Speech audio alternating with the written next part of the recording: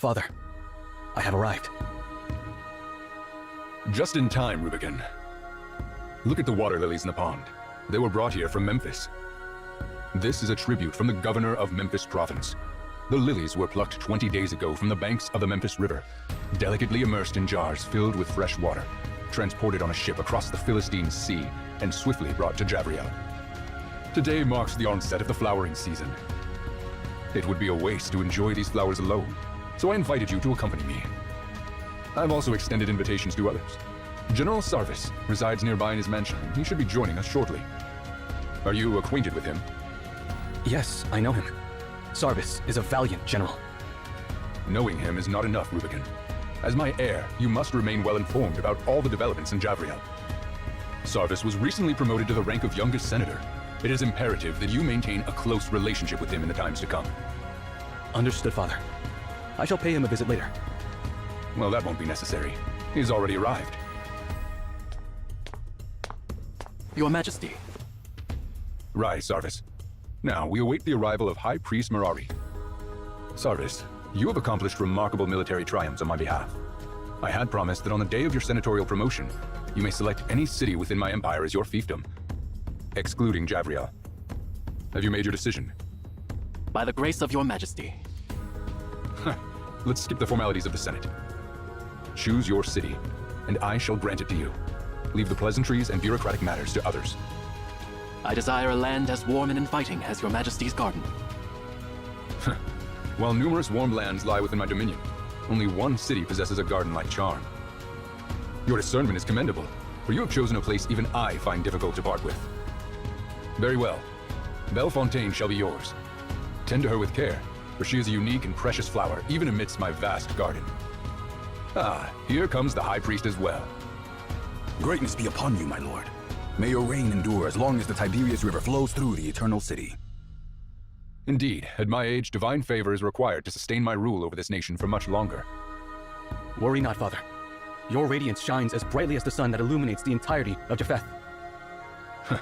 You've picked up the rhetoric of those eloquent orators, Rubicon. But have you ever seen a day when the sun does not set? I mean no disrespect, Father. I know you do not. While your words are flattering, I believe I truly merit such praise. I no longer require badges, scepters, or crowns to demonstrate my power. Nor do my accomplishments necessitate statues, poems, or triumphal arches to extol their glory anymore. The Senate recently bestowed upon me the title of the Sacred One. I wonder, on the day of my departure, whether the artisans will find a monument vast enough to inscribe all my titles. Frequently, I have wondered what further achievements I can attain during my remaining time. My generals have conquered the entire civilized world known to us, and the remaining lands are either too remote or too desolate. My empire has transformed the Philistine Sea into an inland lake. In this regard, I've surpassed all previous emperors in history. When I inherited Javriel, it was constructed of bricks, and when I pass it on to you, Rubicon, my beloved son, it shall be a grand, eternal city. You mentioned the sun earlier, which brings something to mind. The governor of Memphis province sent me a letter along with the flowers. In his letter, he mentioned an ancient legend cherished by the people of Memphis, asserting that their god of the sun was captured by conquerors from the east. According to them, the conquerors hailed from a realm known as the Arsacid Empire. Have you ever heard of that place? To the best of my knowledge, the Arsacid Empire lies far to the east of our domain, inhabited by different people with a distinct culture. This region is situated near another sea. The Memphian legend concerning the god of the sun appears to lack veracity. It is merely a deity concocted by simplistic individuals for their own peace of mind. I understand your piety, Mirari. However, there have been countless gods worshipped in the lands conquered by Japheth. Since the native people believe in those gods, it implies that those gods have favored them, and we Japhethians won't interfere with their beliefs. With that said, it is surprising to hear claims that gods walk the earth as tangible beings that can be captured like treasures. Now, I find that interesting. Rubicon, Sarvis, and Mirari, go to the Arsacid Empire and see it for me. If the god of the sun is truly there, bring it back to my throne.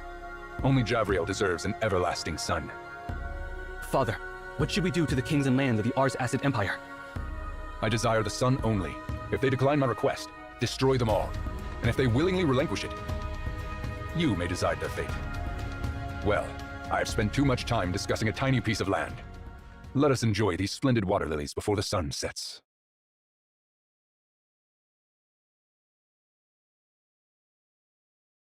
Finally. This is the fabled tower that reaches the heavens. Back in Javriel, I heard tales of it. The tales spoke of how the ancient people aspired to reach the heavens, and thus the tower was constructed. When its foundations were laid, the land was still known by its original name, Obed. I always believed it to be nothing more than fiction. I never imagined that the descendants of Obed continued to build upon it. The dreams of mankind are truly remarkable. From the way you spoke just now, one would think that we didn't emerge victorious in our great conquest, General Sarvis. High Priest, I'm sure you can sense that even as conquerors, our splendor of victory pales in comparison to this tower.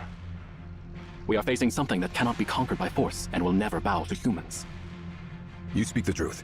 It is not only blood and sword that invoke awe. It is the achievements built upon intangible foundations that endure.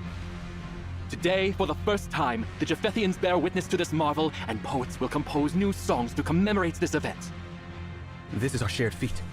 Together, our names will be engraved on the next arch of triumph in Javriel. But before your triumph, Your Highness, we have much to accomplish. What shall we do with the subjects of the Arsacid Empire? They have surrendered, so I have ordered our troops to cease fighting and rest. However, if the Arsacid Empire dares to resist, His Majesty's decree is to destroy it. Father is the sun, and naturally, he does not concern himself with the insects scorched by his blazing light. But the people here are far away from Japheth. It is not their fault they are unaware of His Majesty's mighty name. I understand your point, Your Highness. It has been said that we Japhethians are like a melting pot. There are 2 points behind that statement. First, we open our hearts and minds to all who are willing to submit. Second, if anyone is as stubborn as copper and iron, we will melt them with our fire until they become part of Japheth. Force and fear have been the best tools your father has employed for decades. Through them, the fire of Japheth's heart burns brighter and brighter. I agree that those methods are hardly the most effective. If Your Highness allows, I will find gentler ways to integrate the Arsacid Empire into our fold. If we can make the soldiers abandon their weapons for good, they will no longer pose a threat to us, and we will not need to shed their blood. The High Priest makes a valid point. This approach would spare the lives of those people without contradicting my father's will. What do you think, Sarvis? Well, I am just a general, and I focus on military affairs only. I will leave the decision on other matters to you and the High Priest. Ah, Sarvis. It is evident that your knowledge and eloquence surpass those of your colleagues in the Senate. Yet, you humbly refer to yourself as just a general. I'll take that as a yes. High Priest, I hereby grant you the authority to handle the people of the Arsacid Empire at your discretion. As you wish, Your Highness. Now, it is time to claim the ultimate rewards for our arduous journey.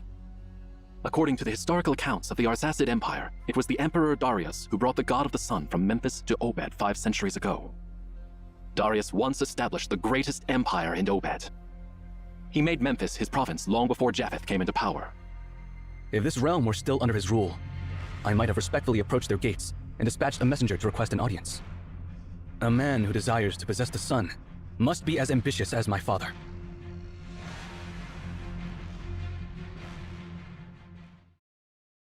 The Tower of Babel. That's the one thing in the world, besides the stars, deserving of my upward gaze. It's only fitting that the most glorious trophy should be placed in the highest place of my kingdom. I'm now entrusting it to you, Emion. What is this, Your Majesty? A good question, and one that I would like to ask you, too. I have heard tales that beneath the majestic waterfalls of the Memphis River lies the dormant, ancient god of the sun. It once destroyed the capital of an ancient pharaoh and then sank into the river. So I conquered the land of that pharaoh and ordered countless individuals to dive into the waters, leaving no stone unturned. But the outcome was a great disappointment. The so-called god of the sun was no more than a copper sphere. While it's well crafted, the artisans of Obed could have created a work of art 10 times more intricate than that. I ordered my people to smash it on the spot. However, even the mightiest warriors of my immortal army could not destroy it. No weapon could even scratch its surface. I had craftsmen construct colossal pyres and burn it for 10 days, yet its shell remained unaltered. Finally, I instructed my warriors to transport it to the highest peak in Memphis and cast it off the cliffs. But it was the unyielding stones below that shattered, not the copper sphere. Since long ago, you have collected many extraordinary artifacts in this tower, and you have recruited numerous scholars from my land. I have never impeded or doubted your endeavors. But now, I'm asking for a small favor in return. Unravel the mystery surrounding this sphere, and the reason why the Memphians revere it as the god of the sun. And find out the secret to its immortality.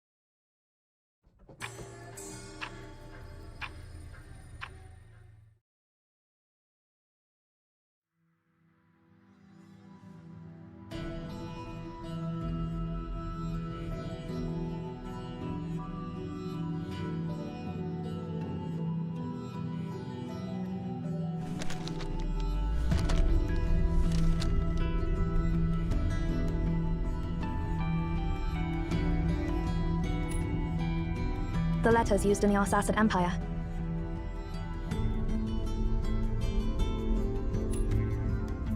It was one of the dynasties that existed in Obed about 2,000 years before our time. The dynasty lasted for centuries, so it's hard to pinpoint exactly where we are within that period. Did you just bring us to some random point in time?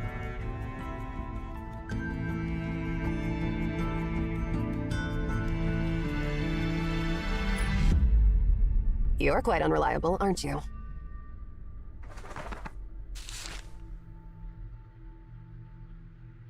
This is a legal document about the sale of grain and a deed to a farm. While it provides concrete information, it doesn't help us determine the exact time. You're as reliable as ever. No wonder that old man wanted to make you the next director.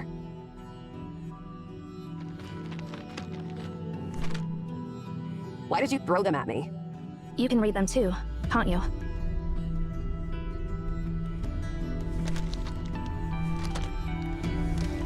Let's see what the heck we have here. Basic math, ledgers, lists of engineers, tax collection records, and tribute lists. All useless information. Wait, I found something, Zero. This is a record written by the court scribe of the 5th Emperor.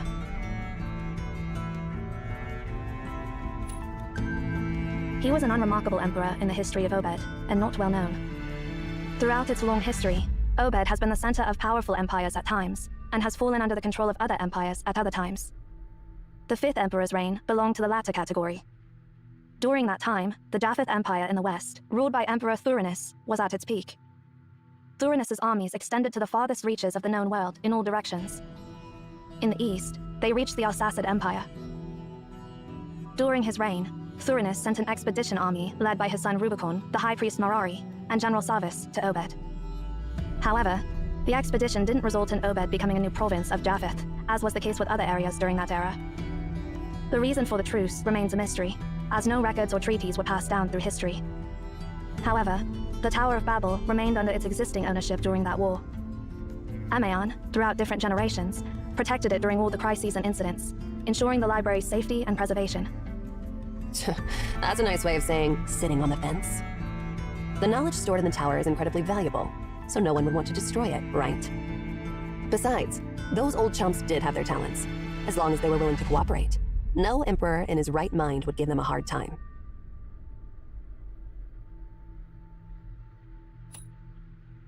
As much as it pains me to admit it, your ability is quite remarkable.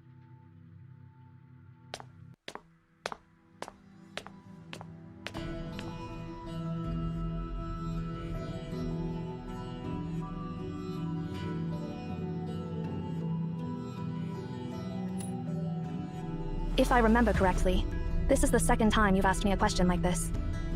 My answer is still the same. But, since this is your second question, I think it's best to give you more information. Arishan is the daughter of the previous director. Before my arrival, Cosmos planned to appoint her as the next director.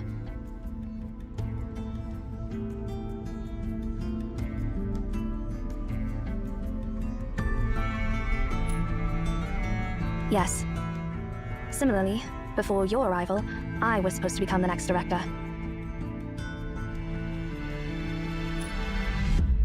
My duty is to safeguard this tower and the Library of Babel. And naturally, that includes you, as the current director. What are you two whispering about back there? Hurry up and follow me.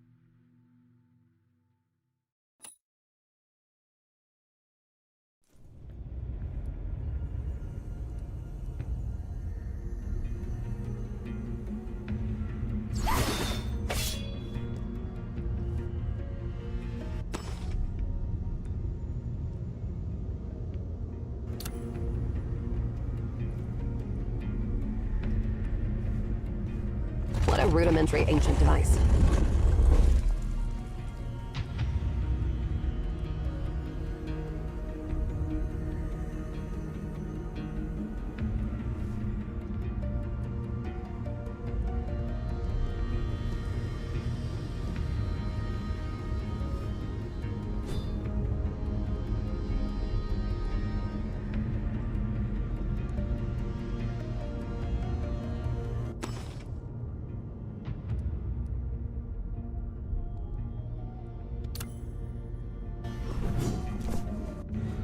This is such a mess. It's like a battle just took place here. Maybe that's exactly what happened. According to historical records, this is the time when the war between Obed and Japheth erupted. We might have arrived at a point where the war is still ongoing. They can fight their wars all they want, but why did they break into the library and make such a mess? How annoying. Let's go find Emaons from this era. They should be able to help us.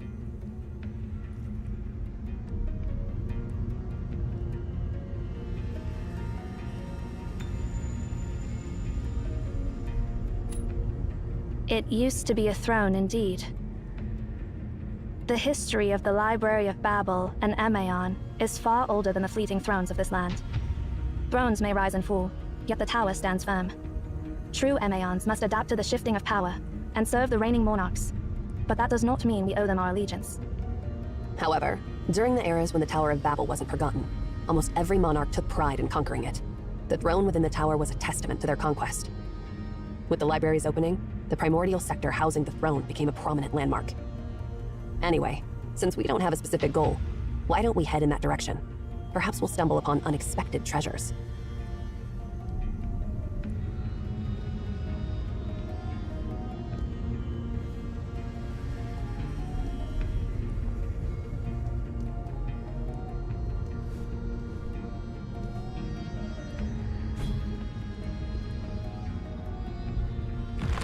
The main path ends here. Let's check out what's below.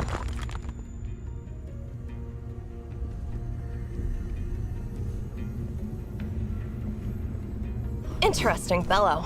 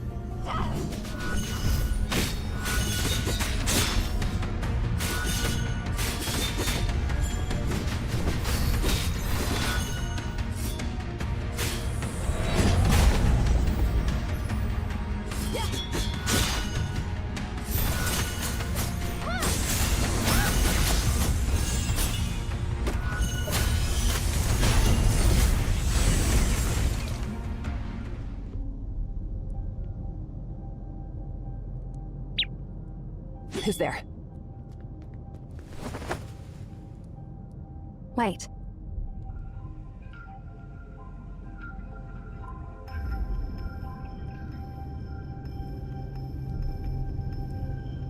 You are. You're Outlanders. No, wait. The symbol's on your clothes. Zero, you explain it to him.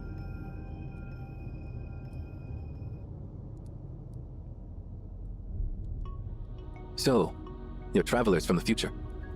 That's truly incredible. Since you're from the future, your clothes must also be from the future. No wonder I can't place their origin. The Library of Babel is truly full of wonders. Could you tell us which era we are in?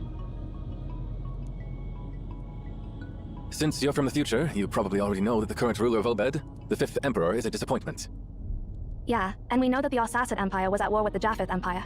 Has the war ended? The war has ended. Despite Tharinius being advanced in years, he didn't underestimate his enemy, and prepared enough troops for a full-scale war. Unfortunately, he overestimated his opponent. The 5th Emperor couldn't manage a single clash on the battlefield. As soon as he found out that Japheth only wanted a specific item from the Tower of Babel, he backed down immediately. Huh, you don't seem to have a high opinion of your Emperor. Is it acceptable for a subject to say such things? Emperor. He's far from deserving that title. You mentioned that Japheth only wanted a specific item from the tower. What is it? I've heard that Rubicon's ultimatum mentioned Memphis's god of the sun. I've seen it a few times, but it's disappointing. It's just a huge metal ball that doesn't seem to have any connection to the sun other than its shape. I heard it was a trophy captured by Obed's past monarch, Emperor Darius, after conquering Memphis. The item was sent away by Rubicon a few days ago, and it should be close to the Ephrathah on the coast of the Philistine Sea by now. Then it will be loaded onto a ship and sent to Javriel. Looks like we're too late. No, not yet. 2,000 years ago, Ephrathah by the Philistine Sea witnessed the final glimmer of Arten. Ephrathah by the Philistine Sea? Hold on.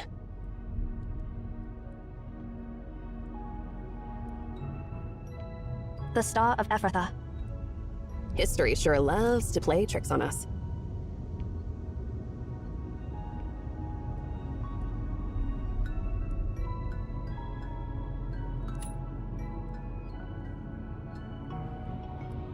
So, you don't know how to control that copper sphere either.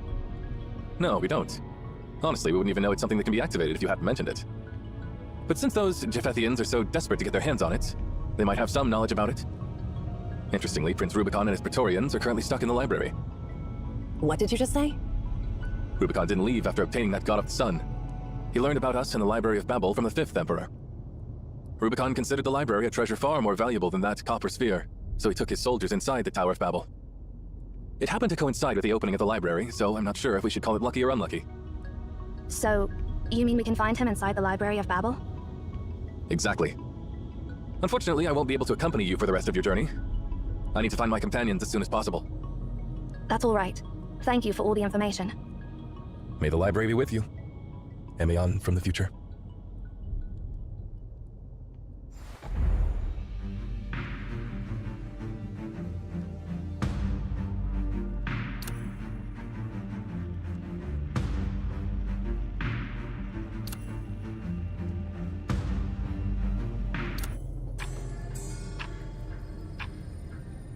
Now we know exactly what to do next. Hopefully, we'll find something this time. Since the Japhethians are after that copper sphere, they must have heard something about it, right?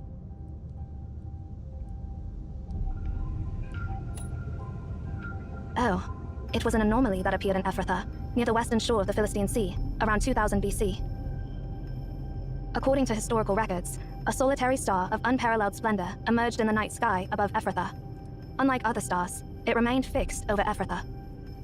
The star was visible along the entire coast of the Philistine Sea, but it vanished shortly after its appearance, and hasn't been recorded in any astronomical observations since. Naturally, some might consider it a collective illusion, but for us Emeons, it was an undeniable anomaly. Since there were no Emeons in Ephrathah at that time, the truth behind this incident has remained a mystery for thousands of years. Until just now. Considering the time and location, it's safe to say that the Star of Ephrathah is Arten, which the Japhethian transported from the Arsacid Empire. Although it lasted only for a brief period, it did ascend back into the sky, emanating radiance and brilliance. The only question is this: who in this era discovered the command to activate it?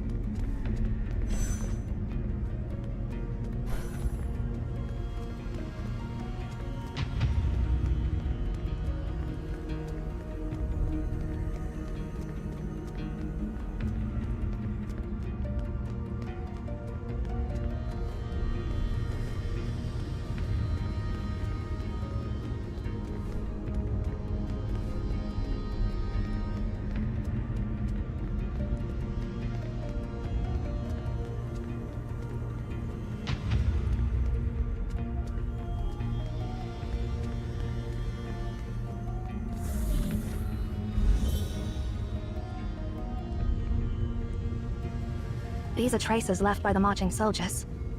It seems like they're not far ahead. Let's hope we can still reason with those Debethians in the tower.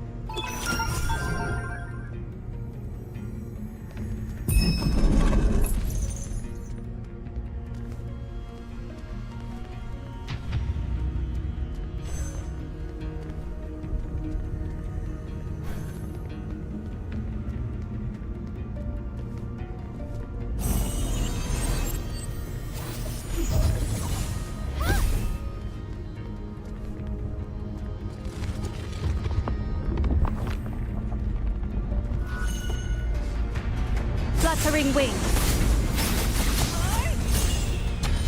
Full, complete insight. Fluttering wings.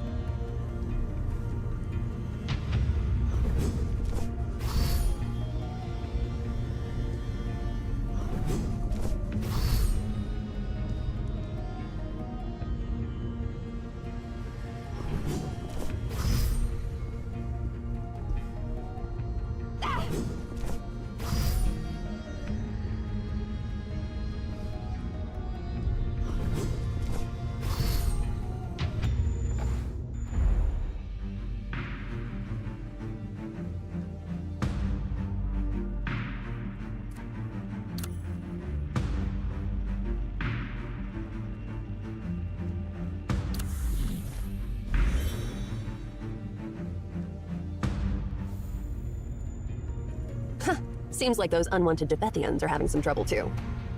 So, if we lend them a hand now, they'll be more cooperative, right?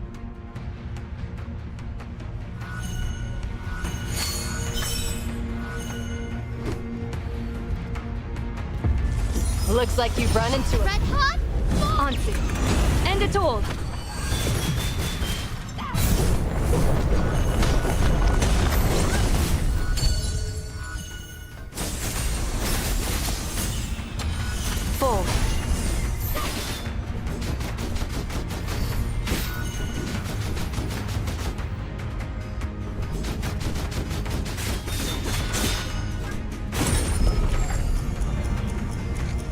Are you Emaons?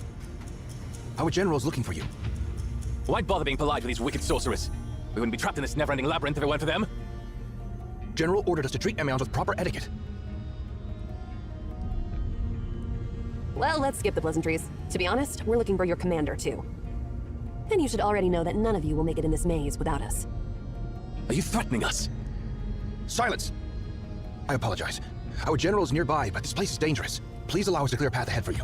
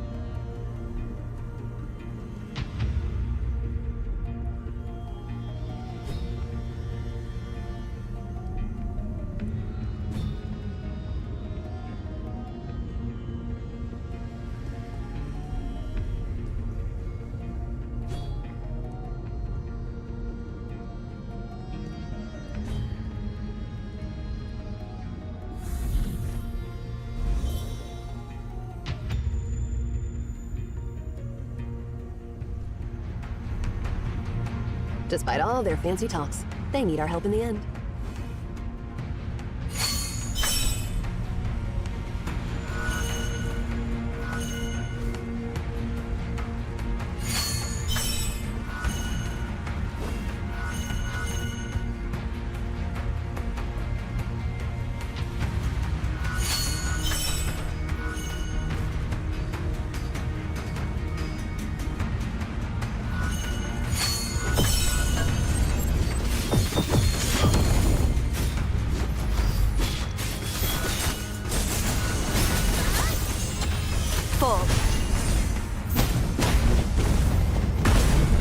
Thank you for coming to our aid once again. No need to thank us. You mentioned your general is close, so I wonder where we can find His Royal Highness. You filthy scum! How dare you ask of His Majesty's whereabouts? His Majesty showed great sincerity by bringing only dozens of Praetorians into this tower, as per your request. But you set your vile trap and scattered us. Oh, I get it. You guys got separated. You... Please, Eri, stop. Our general is just up there, not too far away. Please, head in that direction.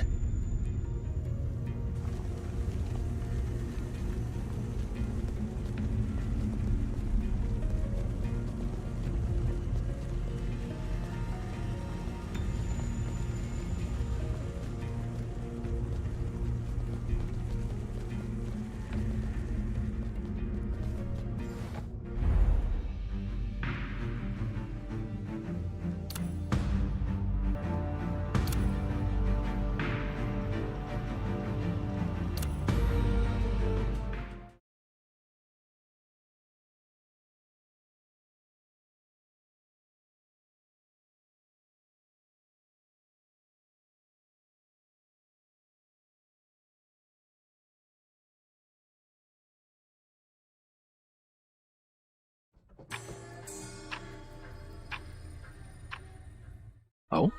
You're just in time. Although we haven't met, judging by the patterns on your garments, I assume you are Emaons, the caretakers of this ancient tower, correct? The vastness of this world is truly beyond mortal imagination. When I first heard about the Library of Babel, I dismissed it as mere ramblings of the common folk. Turns out this marvel really exists. I'm sure the Japhethian poets will compose 1,000 new epics about it. Allow me to express my sincere admiration.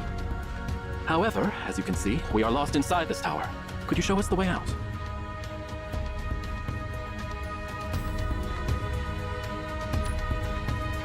Watch your tongue. A commoner like you has no right. It's all right. They're the hosts here. It's only natural for them to ask the name of their guests. I am Sardis, a senator of Japheth and a general serving Prince Rubicon. Lord Thurnus is a benevolent emperor who welcomes scholars from all corners of the world. We will be returning in a few days, and if you are interested in joining us, I can take you back to Javriel. But of course, that's on the condition that you lead us out of this fantastic labyrinth. I've heard that Rubicon's ultimatum mentioned Memphis's god of the sun. Until just now. Considering the time and location, it's safe to say that the Star of Ephrathah is Aten, which the Japhethian transported from the Arsacid Empire.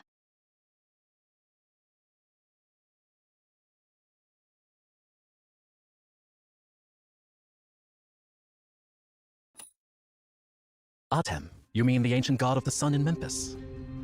We've traveled all the way here to retrieve it. Do you have a problem with that?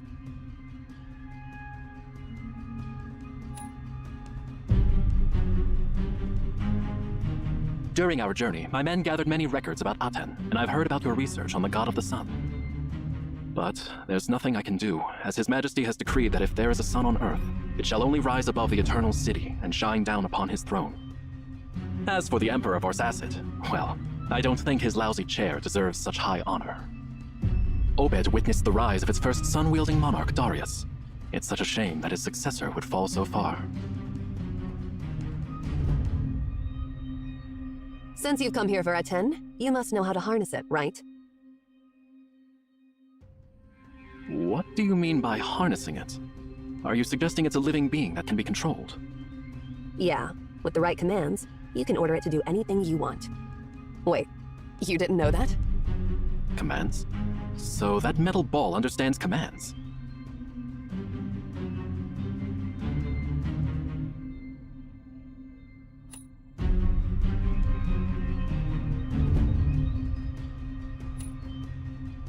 Float, Ephrathah, deactivate? I'm utterly puzzled by what you're saying. I've heard that Emeon means mouthpieces of the gods in ancient languages.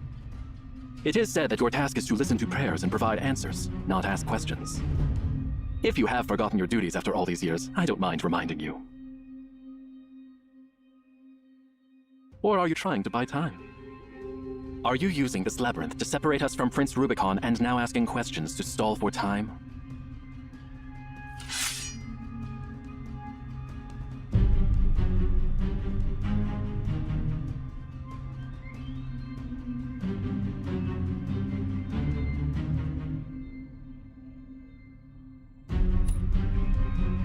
I also hope this is a misunderstanding, but your words and actions lack sincerity. If you want to clear up this misunderstanding, please lead us out of this labyrinth.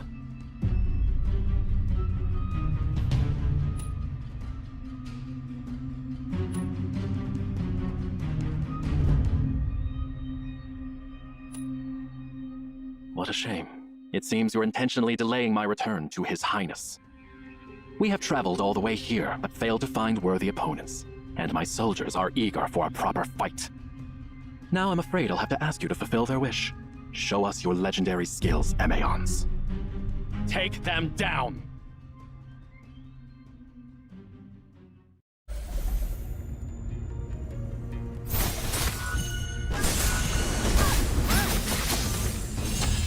Fall.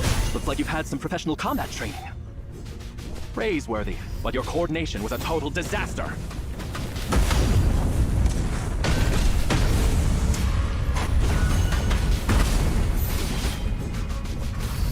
You might be good in gladiator battles against beasts, but when it comes to my battle-hardened legion, you're as vulnerable as a kitten before a lion. Sailing formation, soldiers! Don't underestimate our foe!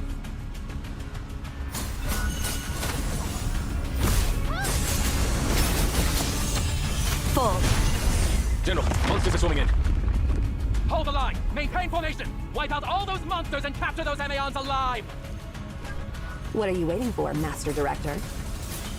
Do you seriously think we can defeat the mighty Japhet phalanx at the peak of their power?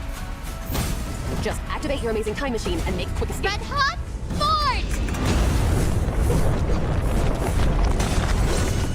Anywhere will do. Just stop with the questions and do something. Just go to the future like a month later. Let's get away from them. Fluttering wings.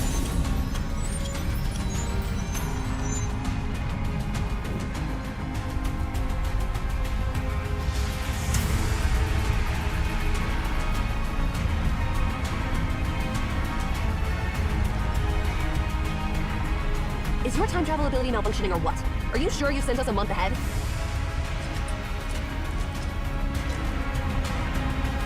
Please stand down.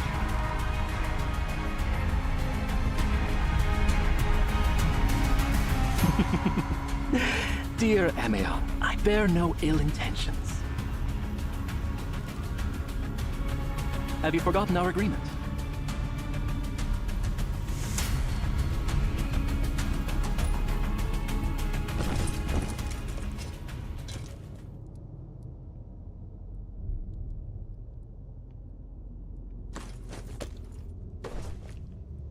Ah, thanks, Ameons. You truly are the mouthpieces of the gods.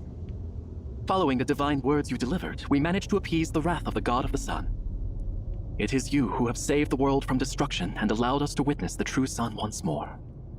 The people of Japheth, the Arzacid Empire, and all other regions should be grateful for the news you brought.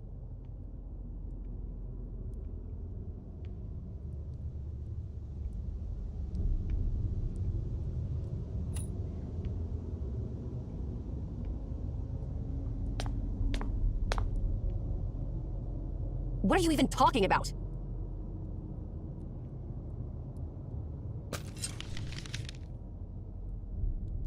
I apologize for my excessive enthusiasm. This is the note you asked me to write down.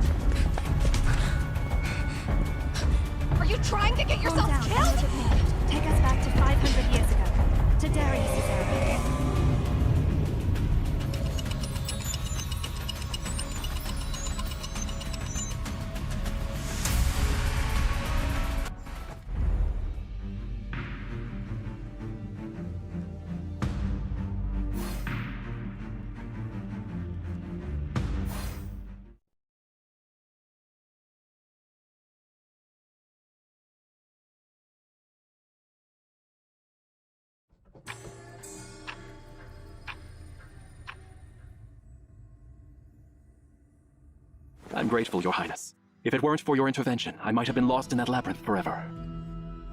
Don't mention it. High Priest Mirari insisted on bringing the Emians along, and it turned out to be a wise decision. Otherwise, we would have been trapped on that endless stairway forever. Speaking of Emions, I encountered a few of them in the tower, and they were dressed in a peculiar fashion. They mentioned something beyond my comprehension. According to them, the copper sphere we transported back to Japheth appears to be a living entity or a device that can be activated through specific commands. They also claimed that the ancient god of the sun in Memphis would rise again over Ephrathah, and they held us responsible for this occurrence. Where are those Emians now? I apologize, Your Highness. I had intended to capture them alive and gather more information. Although they were skilled fighters, their lack of coordination made them vulnerable, and we could have easily defeated them. However, just as my soldiers closed in on them, they vanished into thin air. At first I thought it was an illusion, but the marks left on my soldiers' weapons and armor are undeniably real. Sarvis, after witnessing numerous miracles in the library, are you still amazed by such minor happenings? I won't be surprised by anything that happens within those infinite rooms. It astonishes me that Obed possesses such a treasure. If the claims of those Emians are true, the Library of Babel contains answers to all questions in the world. Regardless, that copper sphere, even if it is connected to the sun, doesn't matter anymore. The sun rises every day, but it doesn't provide answers to humanity's questions about the world. Speaking of which, how is the negotiation progressing, High Priest? The clerks have prepared the necessary documents, stating that the Arzacid Empire will become our vassal state in exchange for our protection. Once you add your signature, the contract will be sealed. There is no need. The treaty is now null and void. Disseminate my orders. Instruct our soldiers to besiege the city. We shall capture Obed, seize the tower, and claim the library for Japheth. The library of the gods. I never realized that such a wondrous place truly existed in this world. Your Highness? I understand your perplexity, General. While reneging on our word is dishonorable, let's consider the fact that the Arsacid Empire is corrupt, and its emperor is an imbecile. If they attempt to exploit the power within the tower for nefarious purposes in the future, I believe you comprehend my concerns, Sarvis. Only Japheth possesses the power to safeguard this marvel from the unworthy.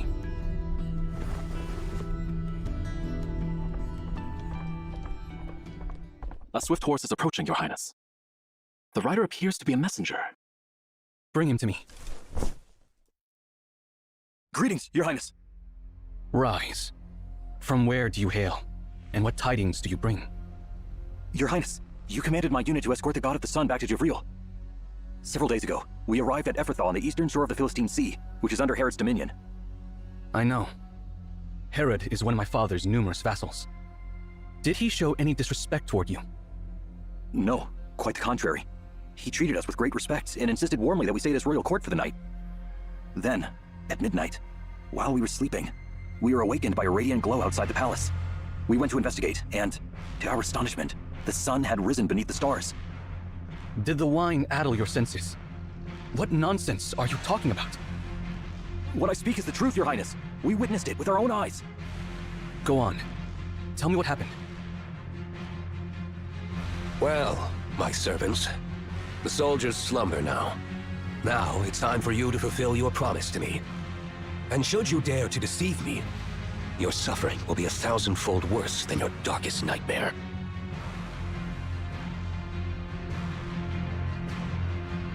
Your Majesty, every word we speak is true. Our ancestors were once priests of Memphis, serving pharaohs for generations in the distant past. After the kingdom of pharaohs crumbled, we were exiled but fortunate enough to find shelter in your court. Our deepest secrets are never recorded, but passed down through oral tradition among our closest blood relations. Among them lies the secret of the God of the Sun. During the era of Pharaoh Akhenaten, the priests discovered how to harness the power of the sun, bending it to the pharaoh's will. It is the language of the gods. Merely recite the divine words, and the sun will rise at your command. Through it, you shall attain divinity and achieve immortality, just as the ancient pharaohs did. Yet you do not hesitate to share such deepest secrets with me. It's precisely because you are a benevolent and generous ruler. That's why we're willing to reveal these secrets to you. Thurnus is nothing more than a tyrant who has ravaged our lands. If it were not for your generosity, we would all be living as mere livestock now. Your Majesty, I cannot bear to see you continue to bow before that tyrant. Benevolent? Generous? Such descriptions are rare, but you're correct about one thing. We are both kings, so why should I kneel before that tyrant and allow my country to be reduced to a mere province of Japheth?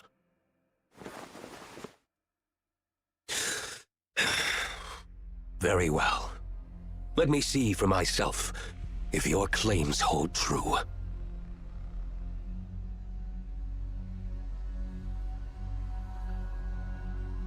All deeds have consequences. All debts must be paid.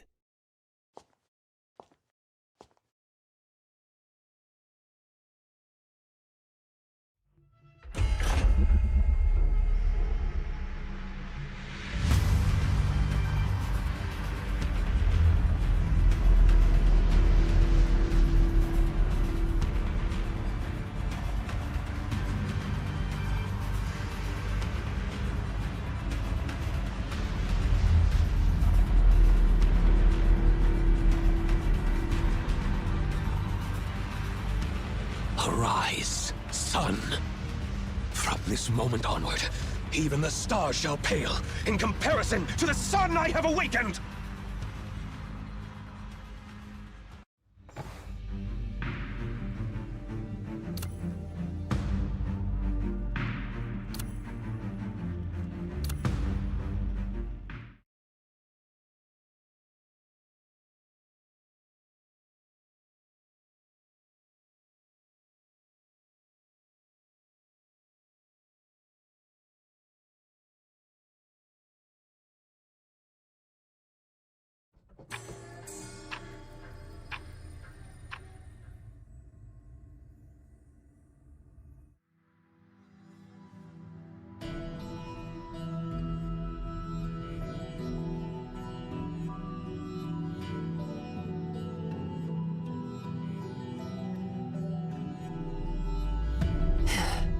I take back what I said about our director being an imbecile. Having a time machine at our disposal is actually pretty convenient.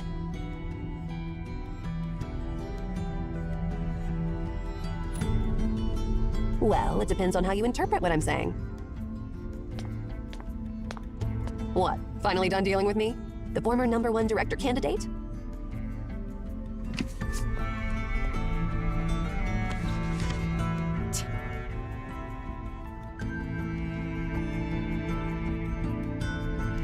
The collected letters of Obed royal family. Volume 3, Darius, the king of all kings, written by a historian from the Obed court. The second half is blank. Looks like this volume is incomplete. It appears that we have indeed arrived in the era of Darius, around 500 years before the 5th emperor's reign.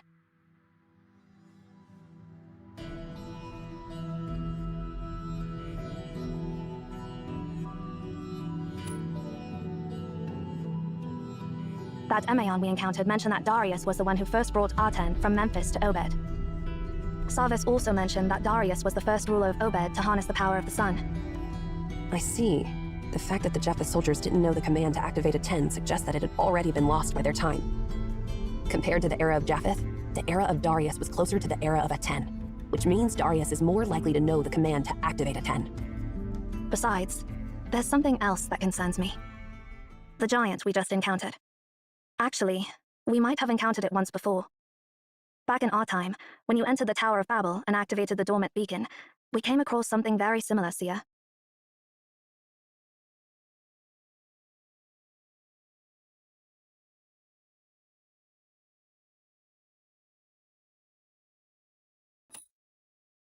Indeed, the giant in our time was missing its lower half, so I can't say for sure if it's the same giant. Moreover, I'm sure you remember the stuff we got from the mutilated giant.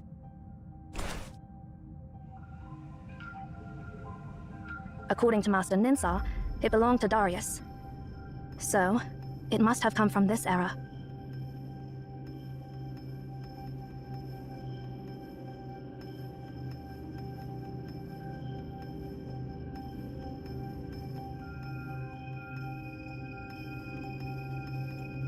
Sorry for interrupting your discussion, but that was the first time I saw that huge guy. So that giant has been after you? What did you do to anger it so much? We didn't do anything.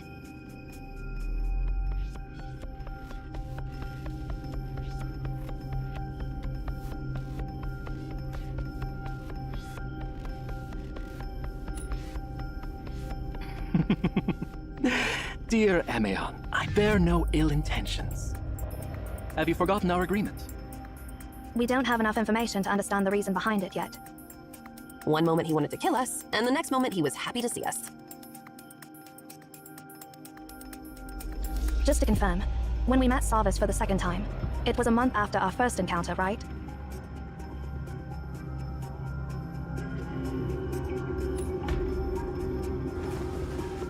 Did you figure something out, or...?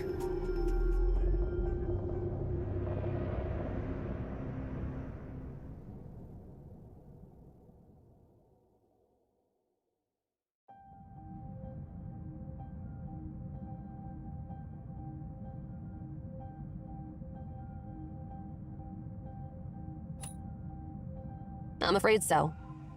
Sarvis didn't have a clue about a 10's activation during our first encounter, but in the second encounter, he mentioned that they had somehow appeased the wrath of the god of the sun. So during that month, a 10 must have been reactivated and turned into the star of Ephrathah. Sarvis also said that we delivered divine words and saved the world from destruction. It means that we were the ones who helped deactivate a 10, extinguishing the star of Ephrathah.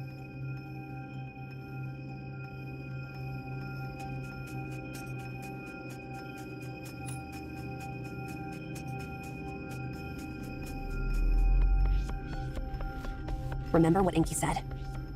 Be careful. The prophecy may actualize itself. Actions taken to prevent tragedy can end up causing it. Now I understand that Sarvis wasn't exaggerating when he said we saved the entire world from destruction. After a 10 was reactivated, its power must have kept increasing, just like when it destroyed a Cataton. Imagine what would happen if a fusion reactor continues to increase its power output without being shut down. We obtained the command and delivered it to Sarvis. However, it wasn't us from the present.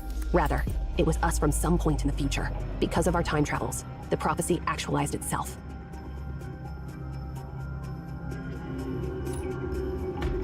Sure. There is no other choice. Now we're not just responsible for saving the library in our era, but also saving the world in Sarvis's era. We must move on and find the command to deactivate R10.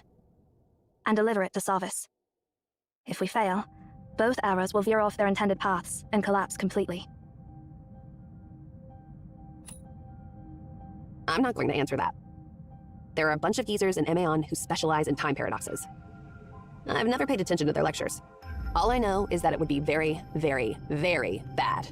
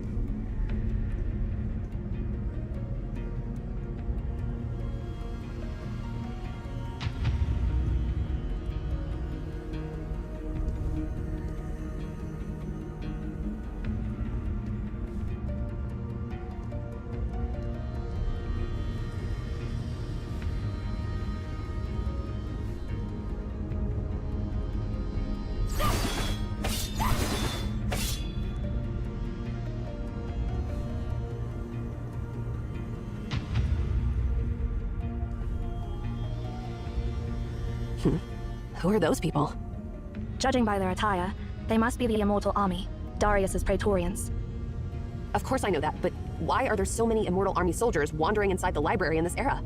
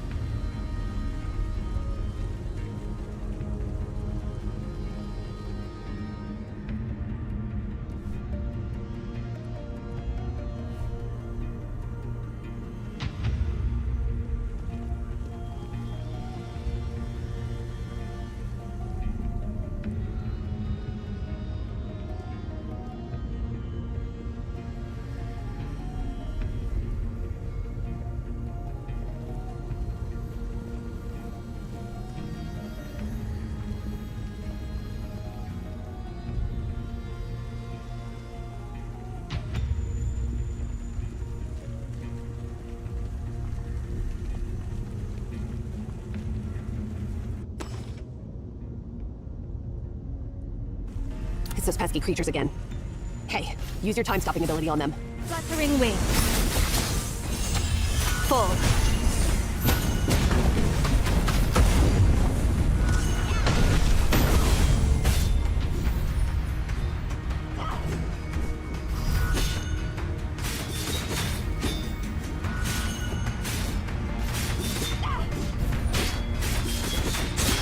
Interesting fellow. Fluttering wing.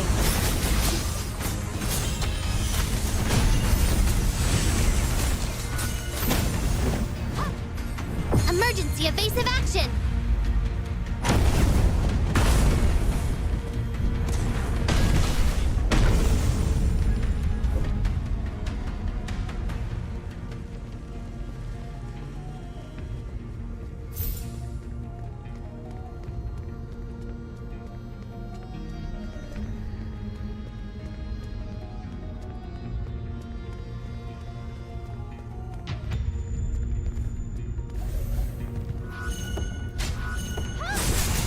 Fluttering wing.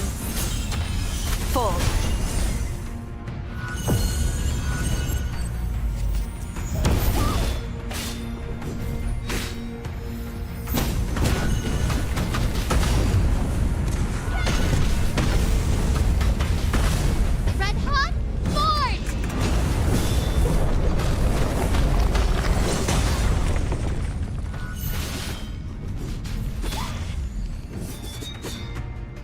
era. It's truly weird. Obviously, those immortal army soldiers have been wandering around inside the library for quite some time. Otherwise, they wouldn't be so worn out. What exactly happened?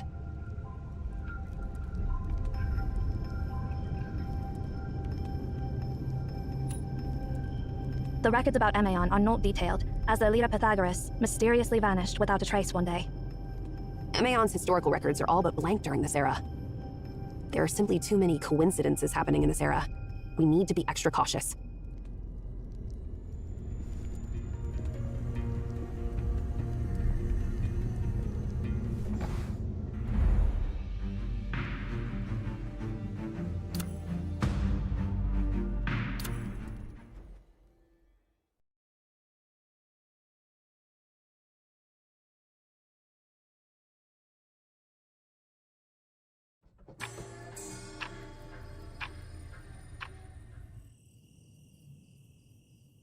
The stars.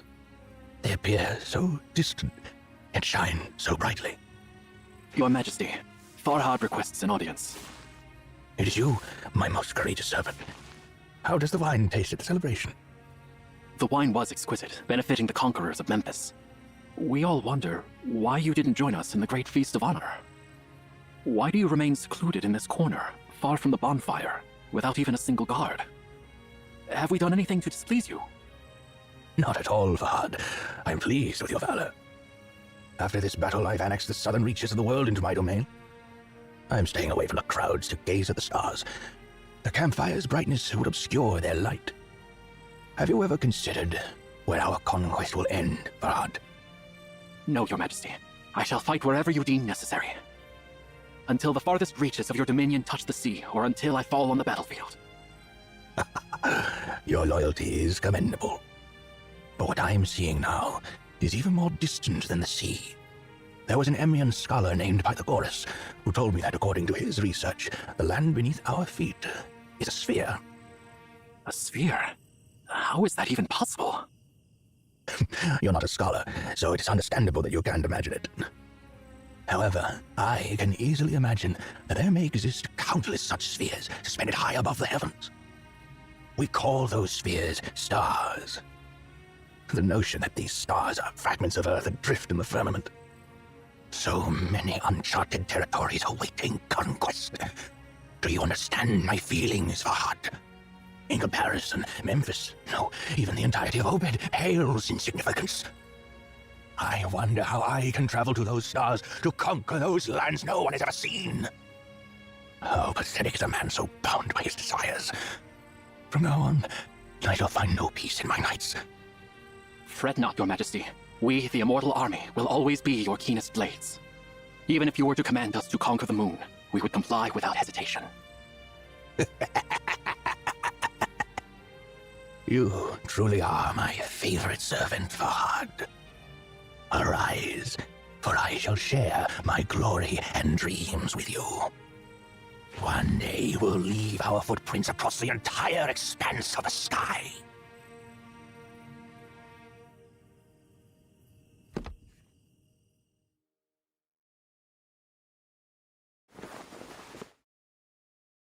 So, it was but a dream. I'm feeling cold. Am I already so old that I'm plagued by such vivid dreams? I used to believe that only the inept dream, for they possess nothing in reality. Is the heavens telling me that I'm no different from those commoners? My time is running out.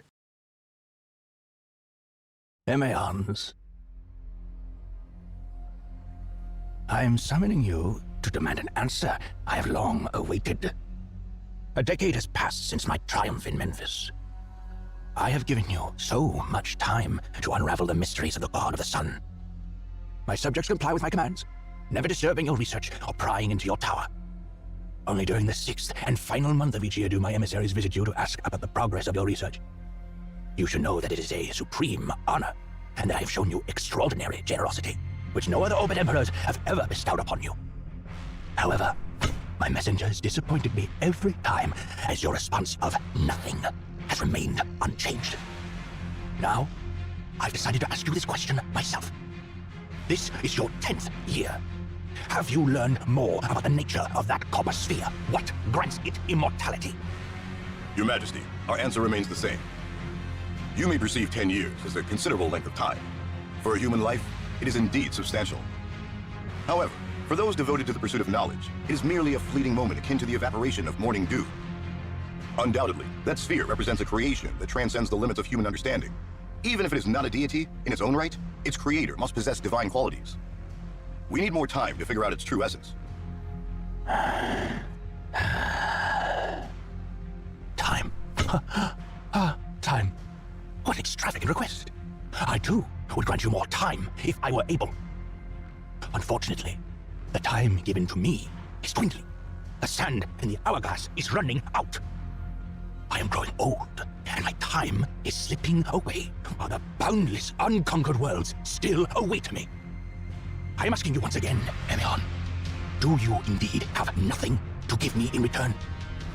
Your Majesty, I hold you in the highest regard, but I must inform you that neither your Majesty nor your power hold sway within the realm of knowledge. Though you may command all on Earth to declare that the sun rises in the west, it will still be the eastern sky that illuminates the next dawn. I can assure you that we're more eager than you to learn the nature of the sphere. It is the calling of the scholar. I see. You're unable to offer what I seek in exchange for my leniency. I extend my regrets to you, Emeon.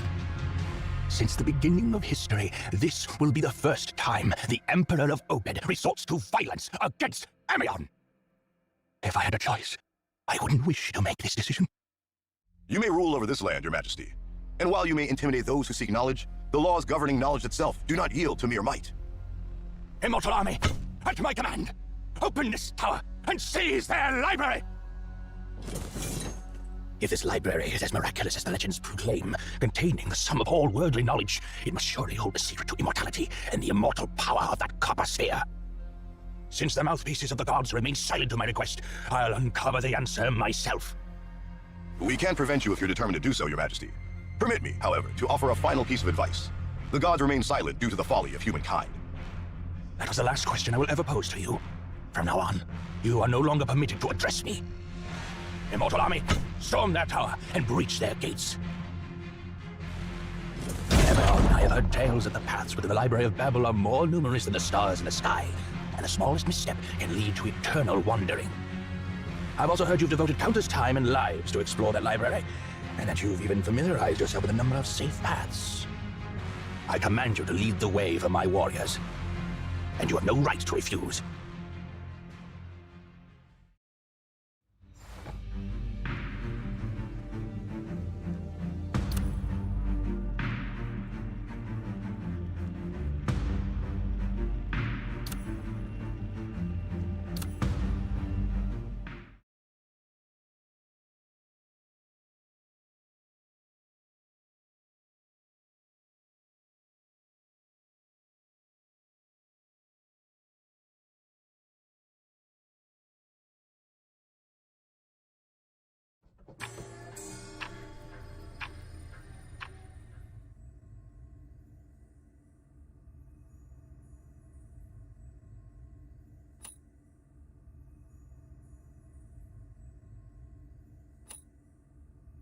You're right. If we can find a reasonable soldier or an Emeon of this era, perhaps they will tell us what has happened here. Let's go. We don't have much time.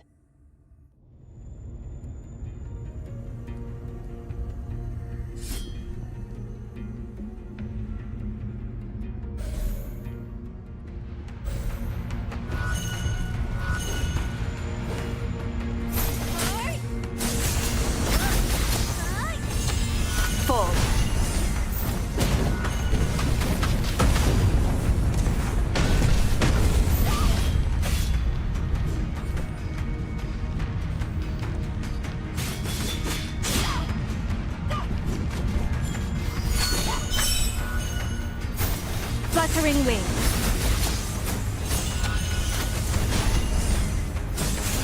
Fluttering wings.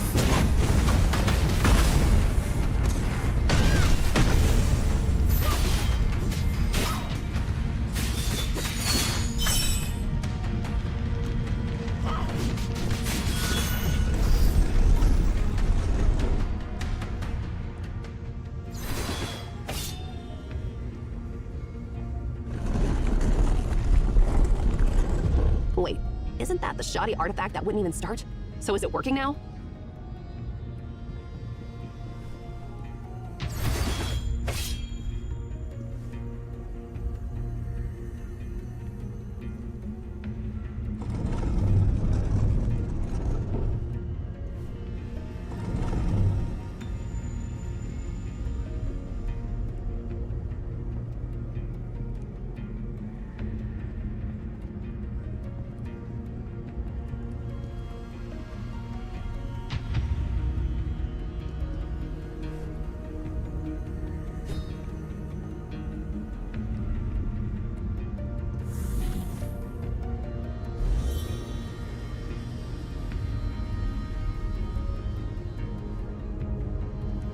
The main path is blocked. In moments like this, it's time to show some innovation.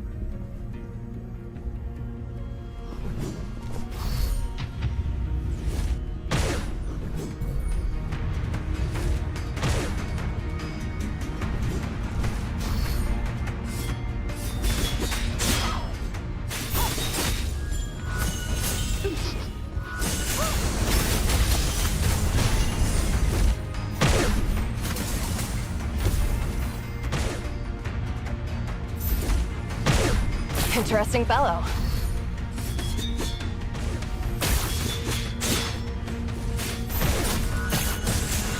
Ansu. Ended on hot start!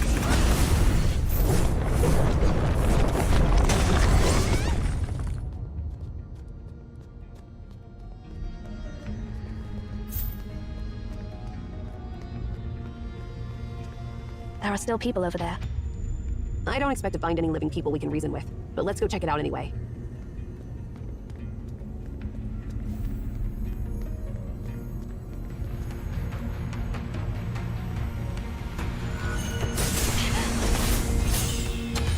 Full.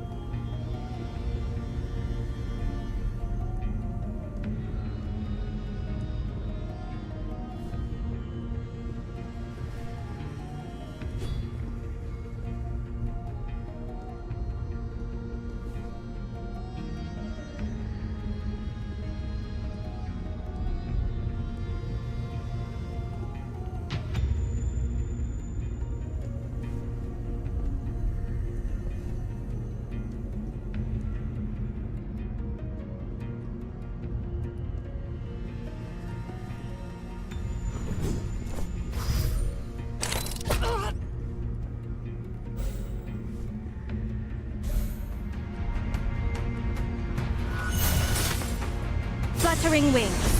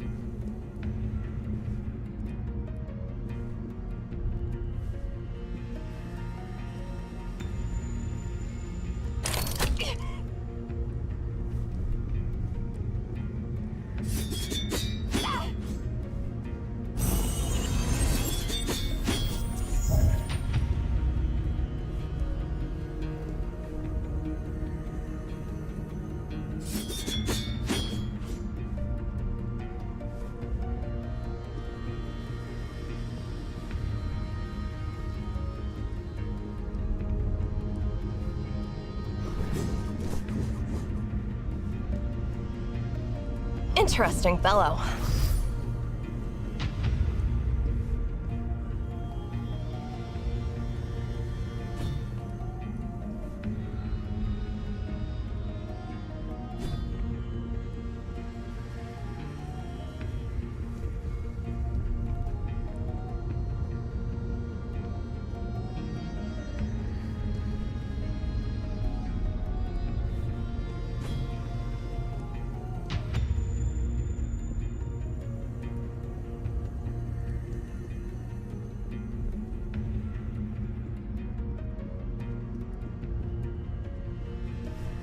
Interesting fellow.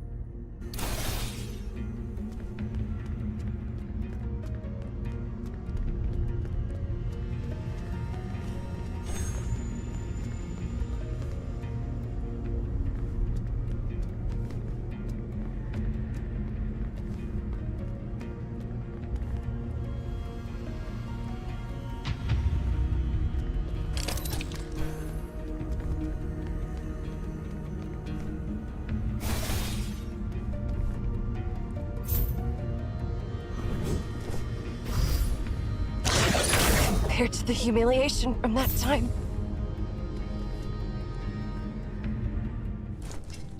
Please lower your weapons. We mean no harm. Who are you? We are Emeons. My name is Farhad. I can't see you well. I thought you were monsters too. Thank you so much. I didn't expect your help, especially after His Majesty gave that order. His Majesty? Are you talking about Emperor Darius? Of course. Were you not there when His Majesty gave the order? His Majesty ordered the Immortal Army to take over the Tower of Babel and the Library of Babel. How long ago was that? 1 year? Or 2 years? I can't remember clearly. This is not a library. It's an endless nightmare. Ever since I got here, I've been praying for the gods to wake me up from this living hell. Take over? You barged into the library? No wonder. It's actually impressive that you've held on for so long without any preparation. Why did your Emperor send you here to die? Our mission is to uncover the truth about the God of the Sun in Memphis. His Majesty has given the Emeon years, and yet there have been no results. Eventually, he ran out of patience. Personally, I don't have anything against you. We're puzzled too. It's hard to understand why His Majesty, who's always been a profound thinker, would act that way. Emeon, I know it may sound brazen, especially after we barged into your tower, but I'm asking you to take me back to His Majesty. The Immortal Army shall never fail His Majesty. What a coincidence. We're actually searching for your Emperor as well. How about you join us? With you on our side, he might be more open to hearing us out, don't you think?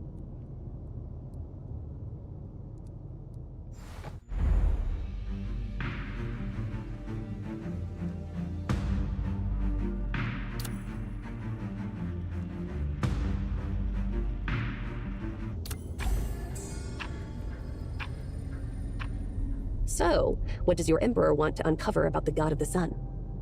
Even though the Emperor's brilliance can rival the sun itself, he can't accept that all things eventually come to an end. Rumor has it that the God of the Sun of Memphis is immortal.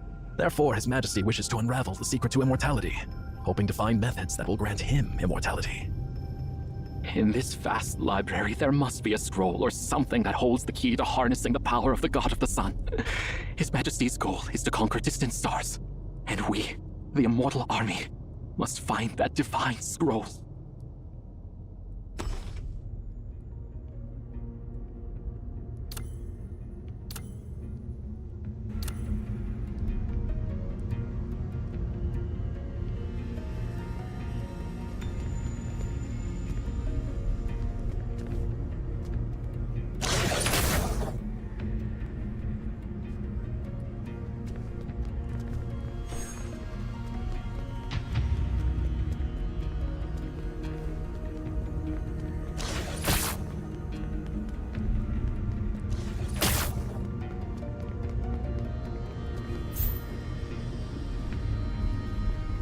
Interesting fellow.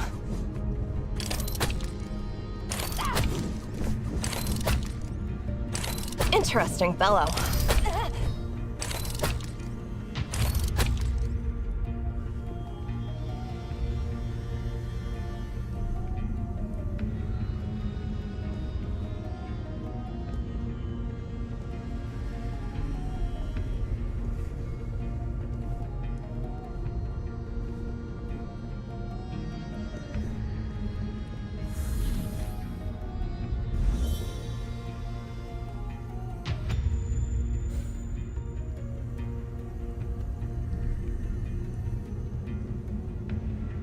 Those who betrayed His Majesty shall remain silent forever.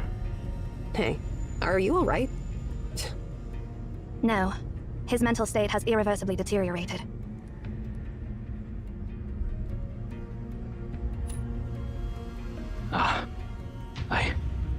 I apologize, esteemed Emeons. I wasn't myself. Sit down and take a break. You don't have to put up a strong front here, because there's no Emperor who requires your worship. I appreciate your kindness, but I don't deserve forgiveness. I made a solemn vow to His Majesty that I would never stop my journey until his realm reached the ends of the world. Yet here I am, empty-handed, a disgrace to His Majesty's glory. I feel ashamed to admit that I've known for a while that my time would come soon. But His Majesty once said he would share his dreams and glory with us. I want to return to His Majesty's throne before drawing my last breath. Please, don't let my journey end here. Thank you for your generosity. Although I can't see your face now, I'll always remember your kindness. Well, I have nothing to say to a blind loyalist like him. Take good care of him.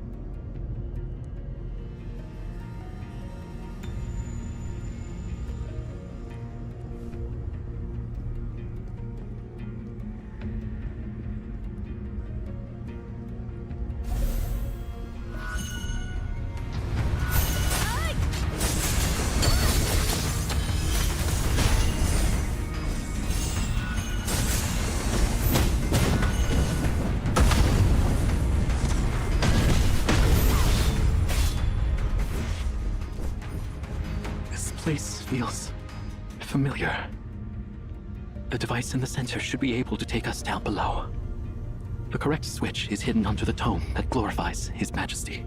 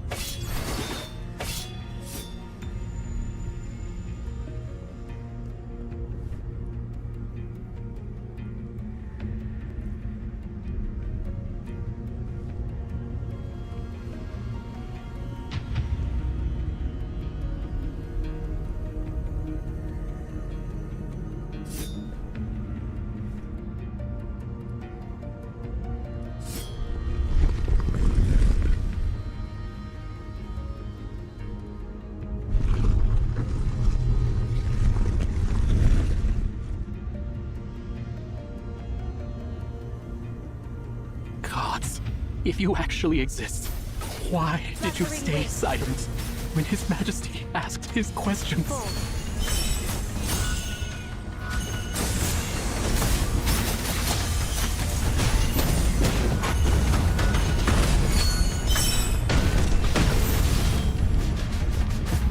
Looks like Answer.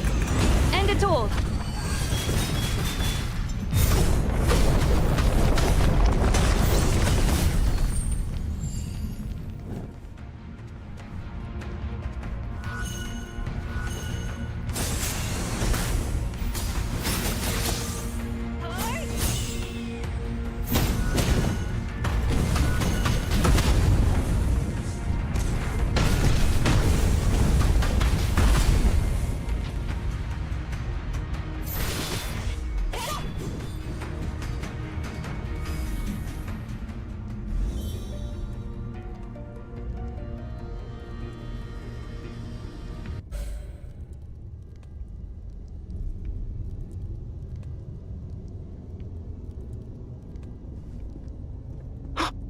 That shape. It's His Majesty's throne. Thank you for bringing me here. His Majesty is just ahead.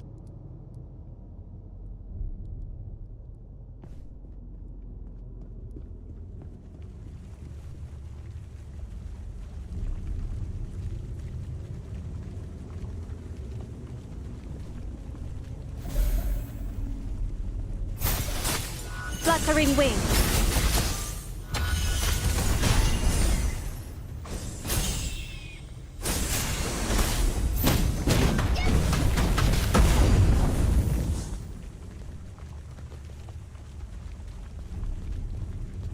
That's Farhad, a member of the scout squad. Maybe he's found something. Hurry! Bring him before His Majesty!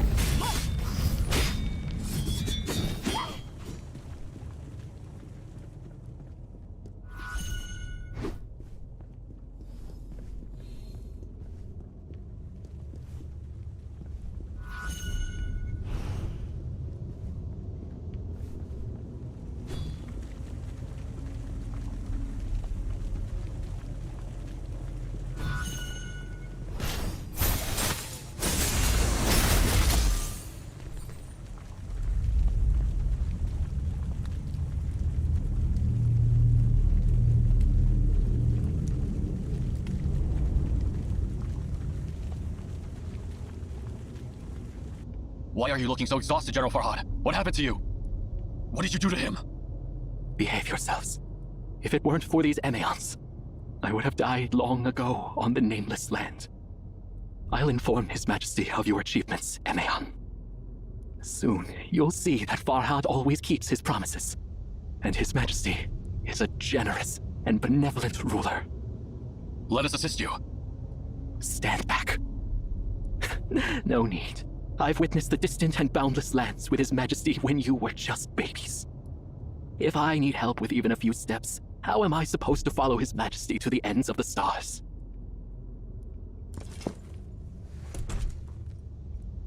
What is happening? Why can't I move on? I'm so ashamed to request that Your Majesty descend from your throne. Your Majesty, please!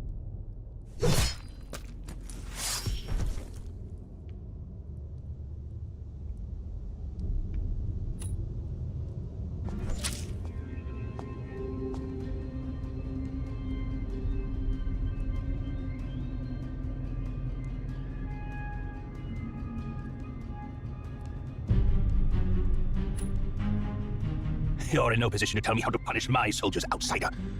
Those who have failed me are no different from deserters, and this is what happens to deserters. Pythagoras, are they your companions?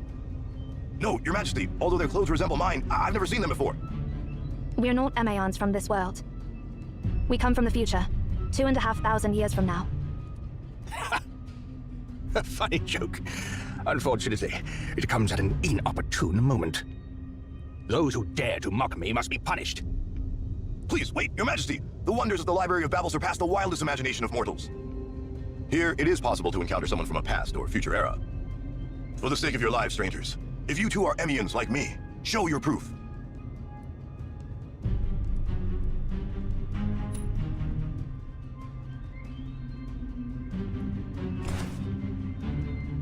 This is a fragment from your crown. Indeed it is. Where did you get this weathered fragment from? From 2,500 years in the future. By then, it had become an antique. Interesting. Let's assume what you said is true. Answer me this. Who rules over Obed 2,500 years from now? I can't answer your question, because Obed has no need for a ruler that far in the future. I see. You can't provide me what I desire either. Lead the way forward, Pythagoras. As for these useless freeloaders, get rid of them, my soldiers.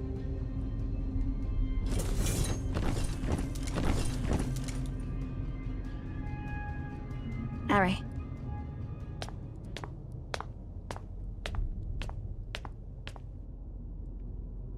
Your Majesty, please forgive our rudeness.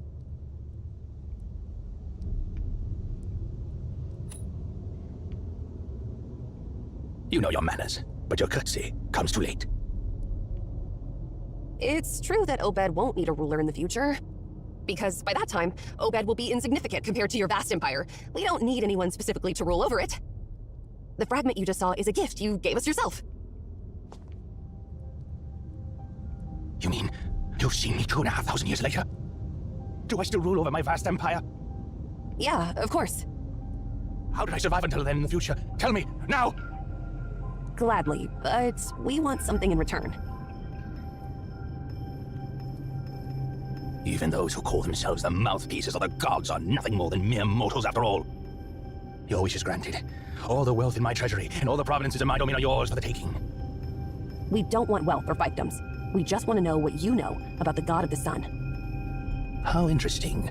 That's the very same question I've been asking you, Emeons, for years. But why is an Emeon from the future asking me this question instead?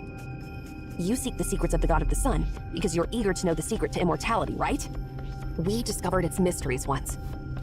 However, over the long years since then, many details of our research have been lost.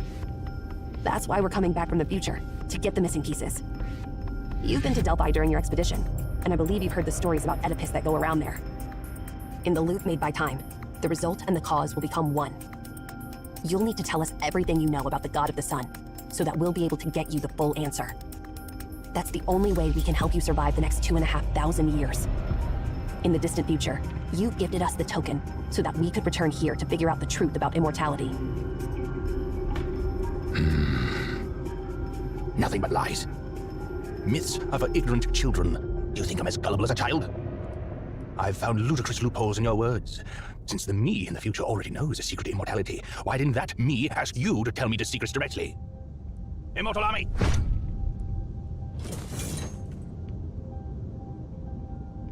Those who deceive me will pay with their lives. Of course, you can just kill us, Your Majesty. But at the moment we're killed, the casual loop in the timeline will be severed. If you don't learn the secret to immortality now, you, your empire, and all the feats you will achieve in the future will simply go up in smoke.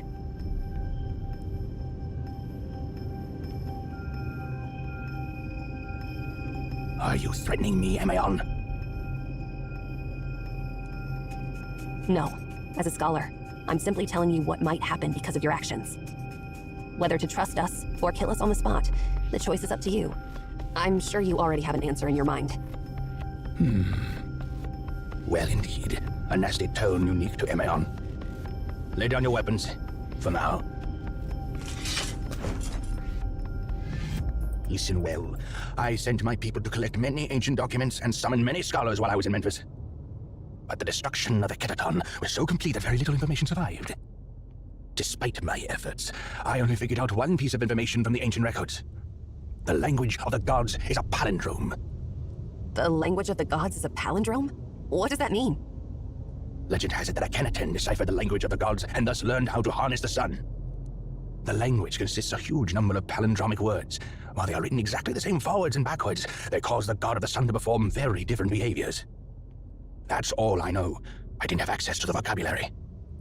As soon as I returned to Obed, I shared this discovery with your companions, the Amazons of this era. But unfortunately, it didn't help them with the task I assigned them. Now it's your turn. Tell me, have you figured out the secret to immortality?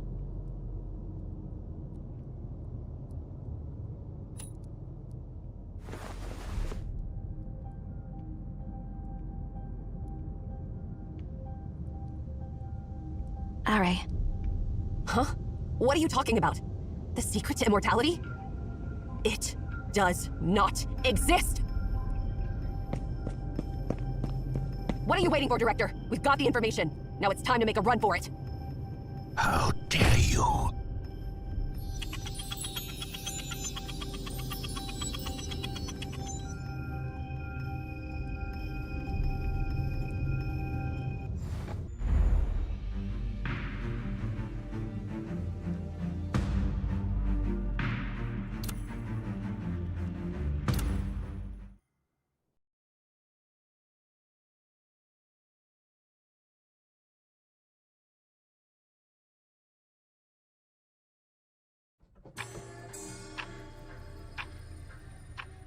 Don't you dare run away! How dare you deceive me! Your Majesty, please calm down. Your Majesty.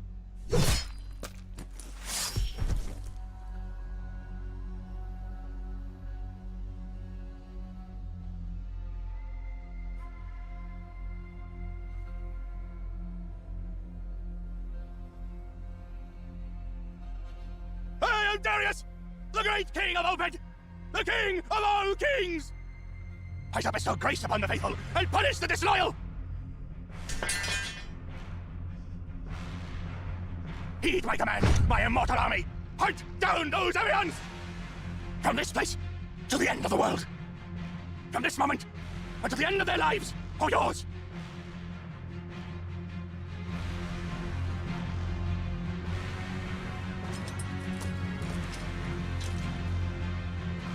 We have ventured too far, Your Majesty. If we continue, we may not be able to return. The paths ahead, not even the Emians have explored them. Amazons! Always those babbling Amazons! Why would I, the king of all kings, need someone else to pioneer my new territories? Wherever I go, it is my domain, and whatever I say, my words shall shine like the sun. From this day on, cease all support of those Amazons. We don't need those false mouthpieces of the gods. But, Your Majesty, what about Pythagoras? I won't repeat myself. Yes, Your Majesty.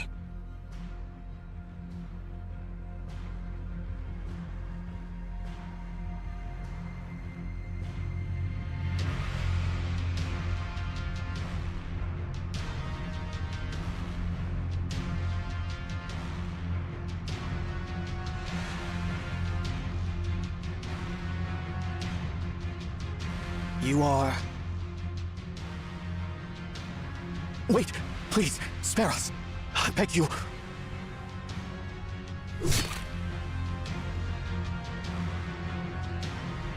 Take away their supplies, spare the strong, and destroy the old and the weak. What is happening? Why do you defy my orders? Have you forgotten what happened when we crossed the Memphis Desert? If we hadn't plundered the caravan, it wouldn't have been us celebrating under the magnificent waterfalls of the Memphis River. Carry on. We have a long path ahead. We must not stumble here. Yes, Your Majesty.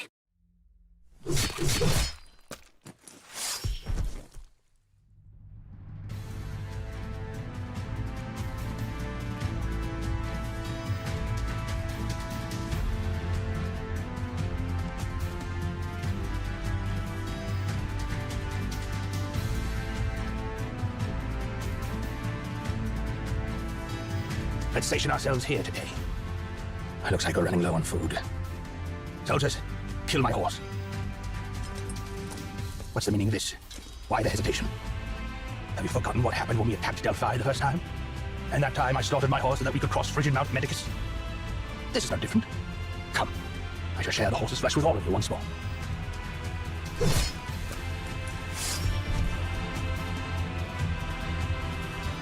warriors. My warriors.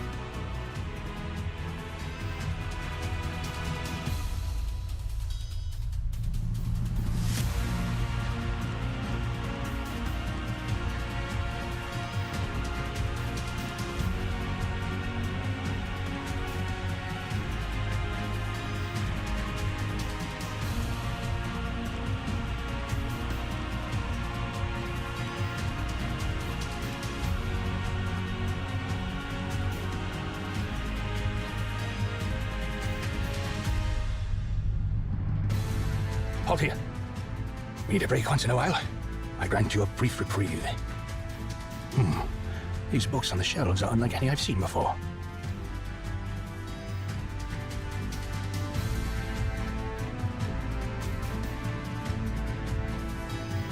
No matter. One day I will conquer their lands. Remember what I said, Fahad. I shall share my glory and dreams with you. Armor me, Fahad, my most loyal friend. Let's embark on our odyssey. Our expedition must not stop here.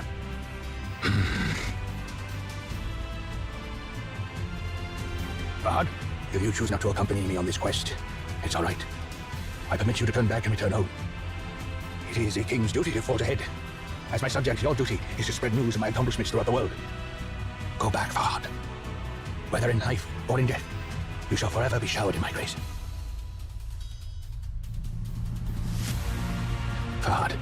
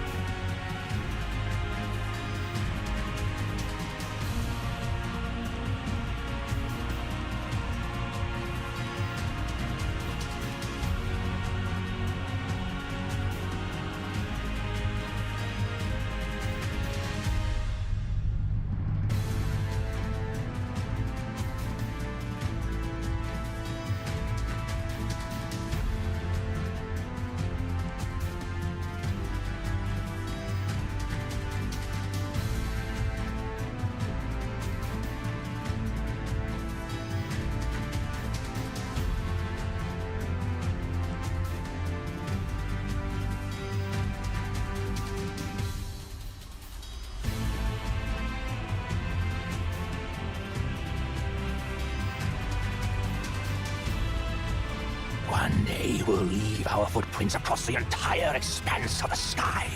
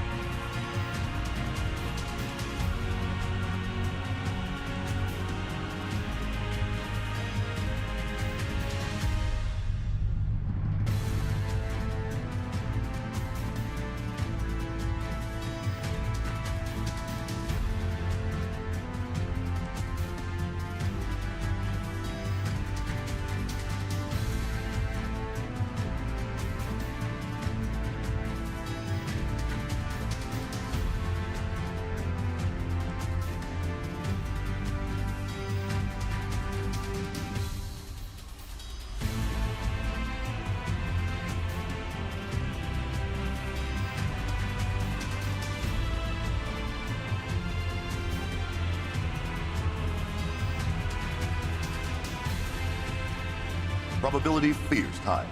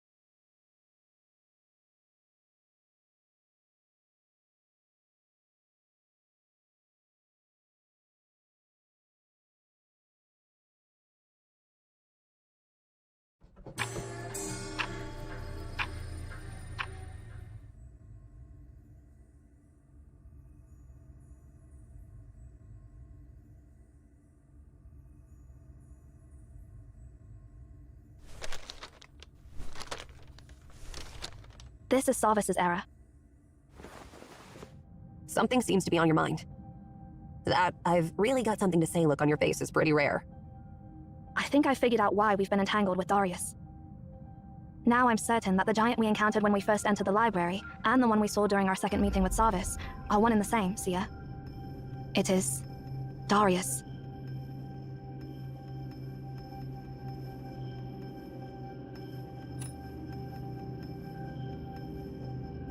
This library is alive and has its own wisdom. That's what Elish, the first director of the library, once said. Therefore, visitors should stay quiet, humble, and cautious within the library.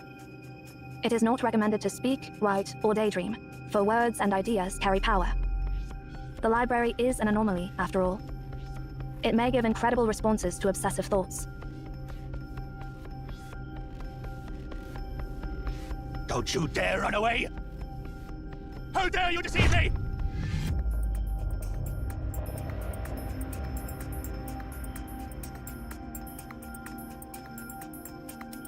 We deceived a man of extraordinary strength, of willpower. Obsessive ideas may stir up billowing waves in this ocean of thoughts. So, you're saying that the library distorted Darius, turning him into the giant that has been chasing us around? If that's the case, it explains why he hated our guts so much. After all, we shattered his world with that devastating lie. Hold on a sec. So, we lied to Darius, and after he got distorted by the library, he stayed here for all those thousands of years, just to get revenge against us? According to our time machine, you met the giant before you met me. Thanks to him, our time machine met the future me, and heard the prophecy. And that's how we started this totally messed up journey, right? How ironic. We went to Darius because we had already met him. Cause and effect become one in the Library of Babel. It's a loop. Why are you giving me that look? No, it's nothing. Just don't leave my sight without my permission, Ari. What are you talking about? That's a weird thing to say. Quit using that tone with me.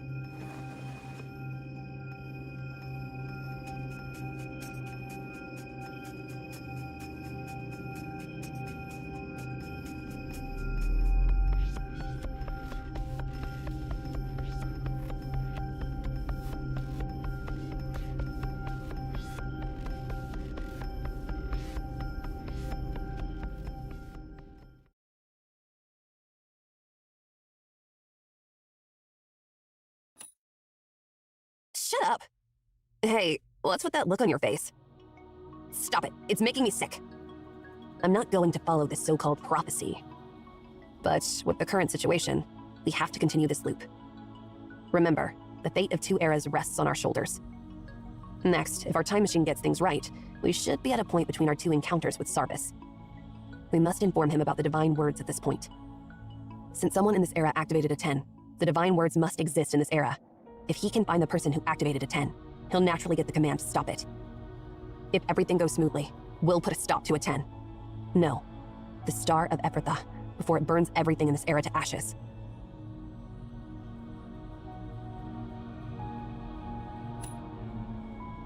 Don't you dare spout any more nonsense like that!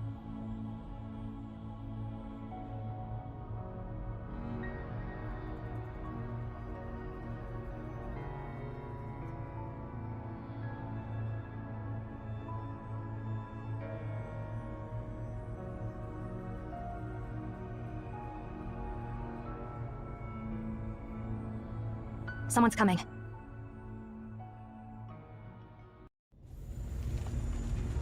Those are Japhet soldiers. Looks like they're in a tough spot too.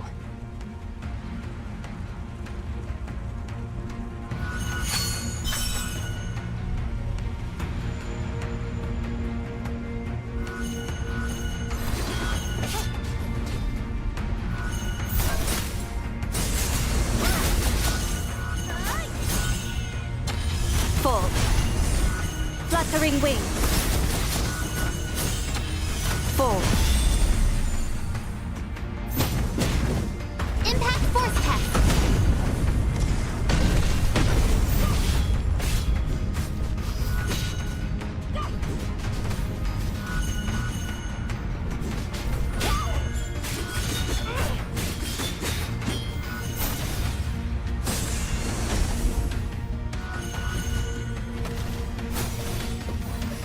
Gathering Wives.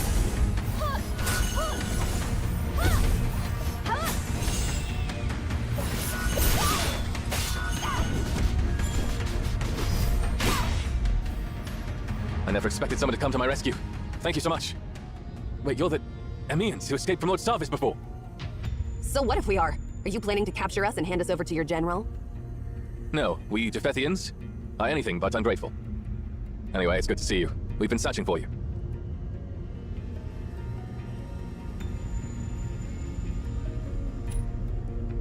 That's not the case, Emian. Lord Starvis has encountered an extraordinary problem, and he says only Emians can solve it. As I thought. And what are we waiting for? Lead the way. I'm sorry, but when we entered this infinite library again, we got separated from our general. I have no clue where he could be now. The path ahead takes us back to where we came from. Let's head in that direction. Aren't you coming with us? As you can see, my squad has been decimated. With all the dangers lurking here, we shouldn't burden you with protecting us. Please, hurry to the general as soon as possible. Let's go.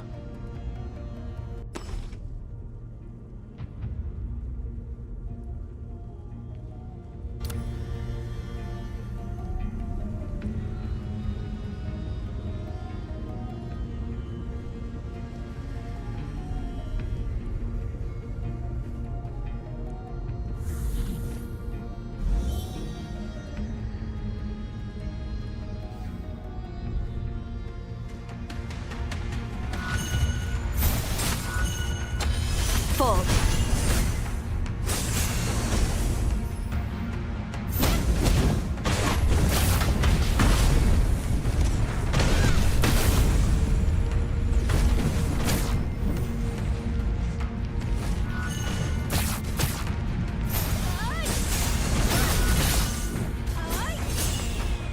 Complete insight.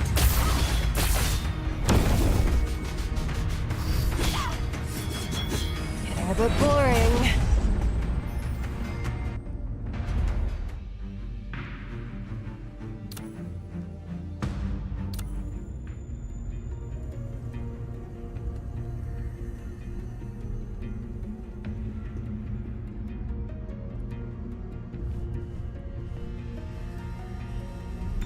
This antique isn't working either.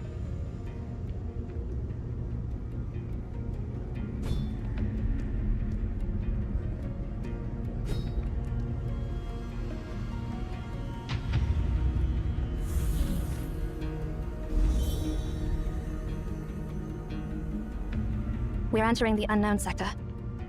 Finding someone in the unknown sector. This is simply a living nightmare. Let's hope that general didn't go too deep.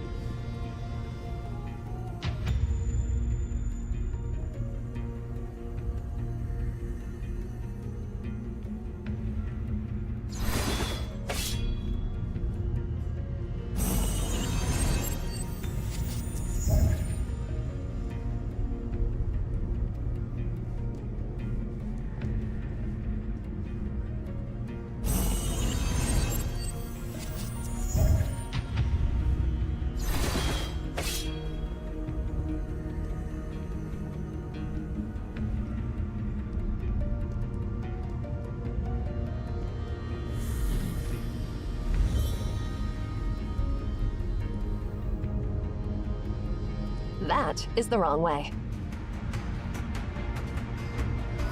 Then let's be a bit more serious.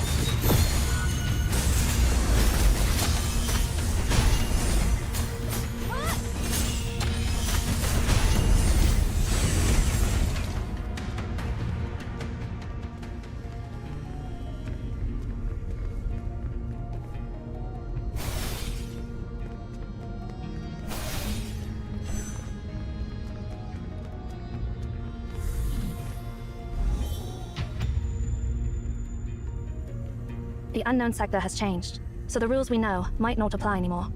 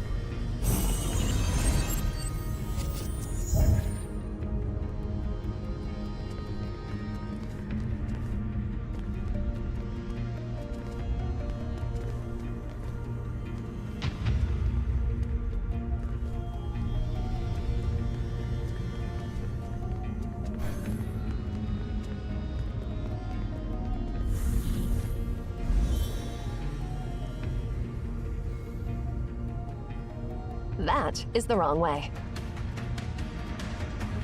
Fluttering wings. Fluttering wings.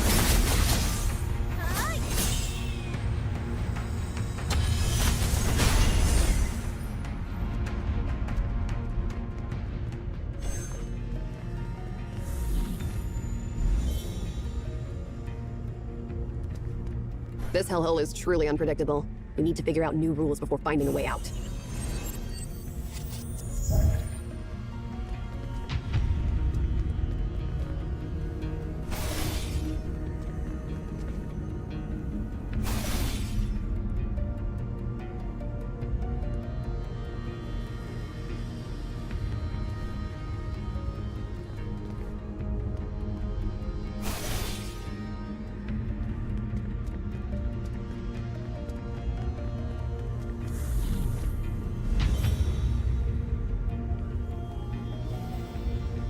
The one surrounded up ahead is Sarvis.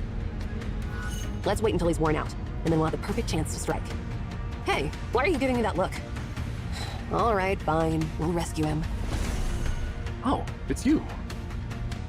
Thank you for your help, Emeans.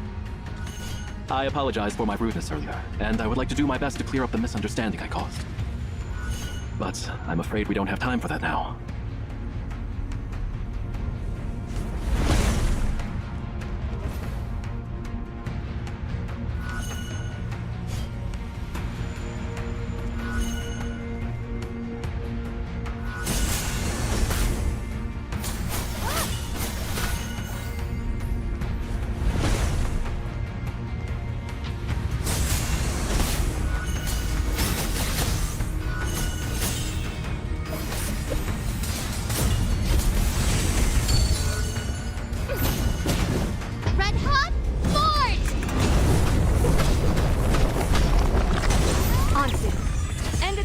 Looks like you've run into a bit of trouble.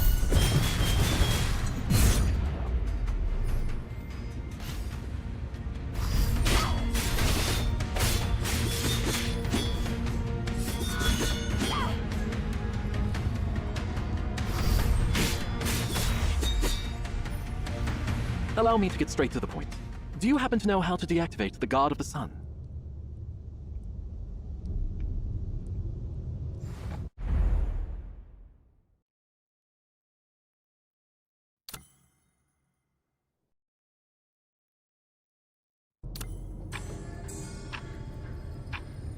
Did someone activate that sphere? I'm afraid so. According to our plan, we delivered it to the Philistine Sea to get it loaded on a ship and then transfer it to Javriel. However, it passed through one of our vassal states on its way back. To my astonishment, the ruler there, Herod, had the audacity to lay his finger on it. It was only afterward that we learned that quite a few servants in Herod's kingdom had been exiled from Memphis, and some of them had even served as priests in Memphis. They knew a number of secrets that had been passed down from generation to generation by word of mouth.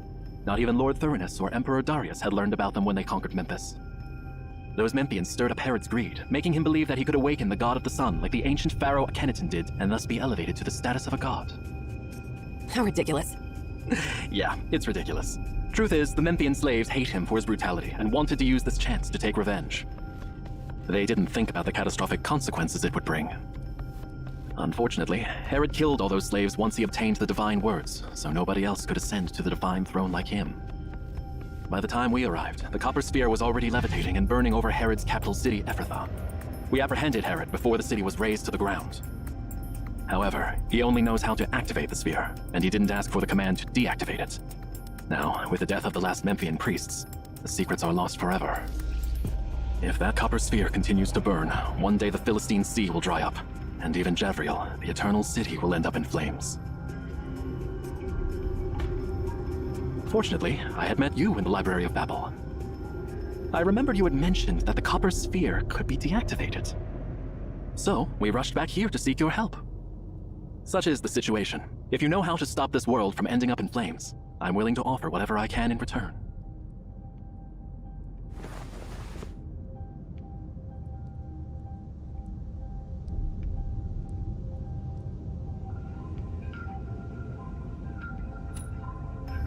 Hey, hold on.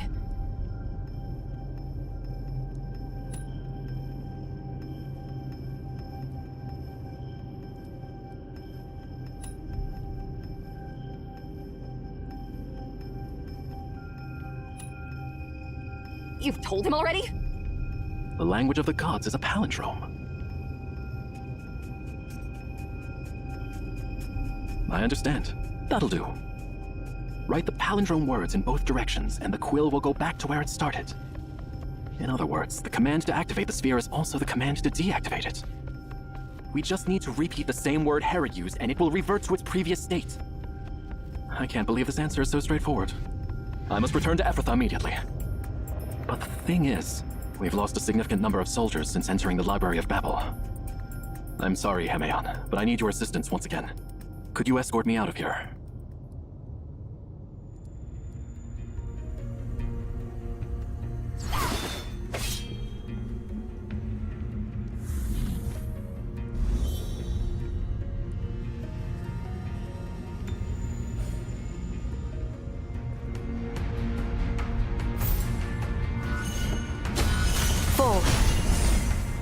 Wuthering waves.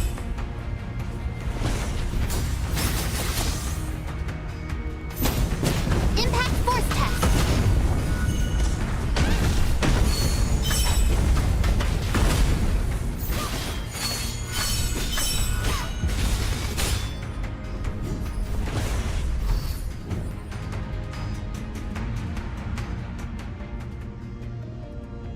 Our strength isn't enough to break through this gate.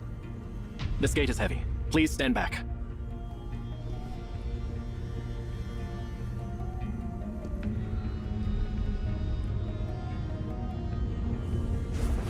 Thank goodness we didn't fight him earlier. Sorry, I couldn't hear you because of the noise. What did you say? Oh, it's nothing.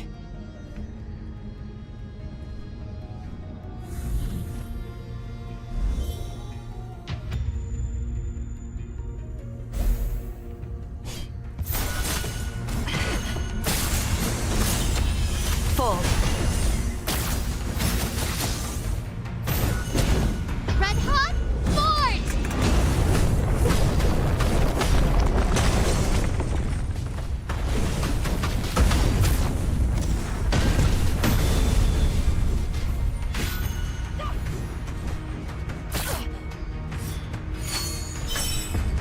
Looks like you've Ansu. End it all.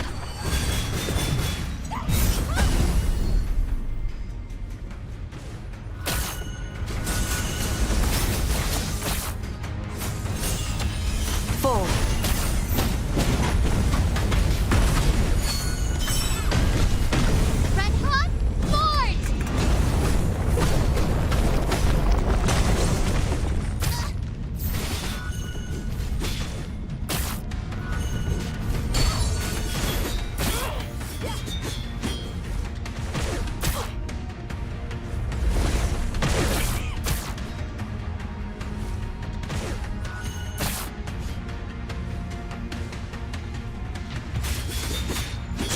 I think I've been here before.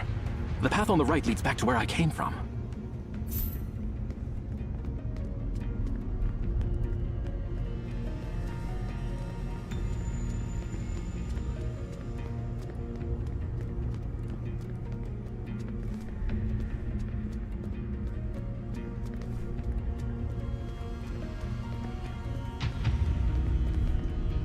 Jeez, not another one of those annoying stone gates. Don't worry. My strength should be enough to break through it. However, I've just exerted a lot of energy. Give me a moment to catch my breath. Fine. Take a step back, Sia. They started following us before I even noticed. What a bunch of eyesores. Fluttering wings.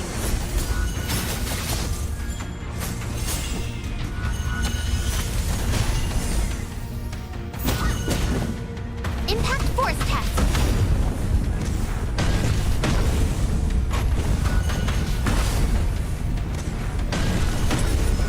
Red hot forge.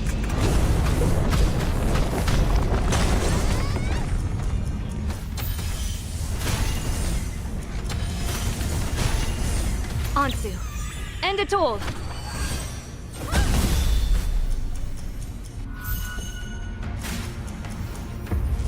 Looks like you've run into a bit of trouble. The door's in reach. Let's follow him and not waste time dealing with those creatures.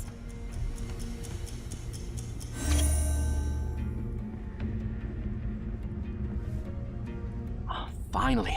Ahead is the sector I entered from. One must exit from where they entered. Such is the wise words from the Emeons who guided me here. Thank you for escorting me here. Hey, Mr. General. Although we didn't request payment, it's okay to ask for a favor, right? Of course. Just let me know whatever you want. Well, when you go back and see Herod again, please make a copy of the divine words he tells you and give it to us. Sure thing. That's a simple task. Once I resolve the troubles in Ephrathah, I'll come back and deliver the letter for you. Thank you for your generosity. I'll never forget it. Please rest assured, Your Highness. Sarvis is one of the few generals who possesses both wisdom and bravery. He will be safe. But he's been inside all night. I know it's prudent for us to stay out here, but you've witnessed the enigmatic library yourself, as well as its labyrinth plucked from myths. Will Sarvis return safe and sound this time? Your Highness, High Priest. Sarvis, you're back! Yes, and I bring good tidings. I found the peculiar Emeon I mentioned last time, and they instructed me how to deactivate the God of the Sun. Excellent. This library truly holds the answers to all questions in the world.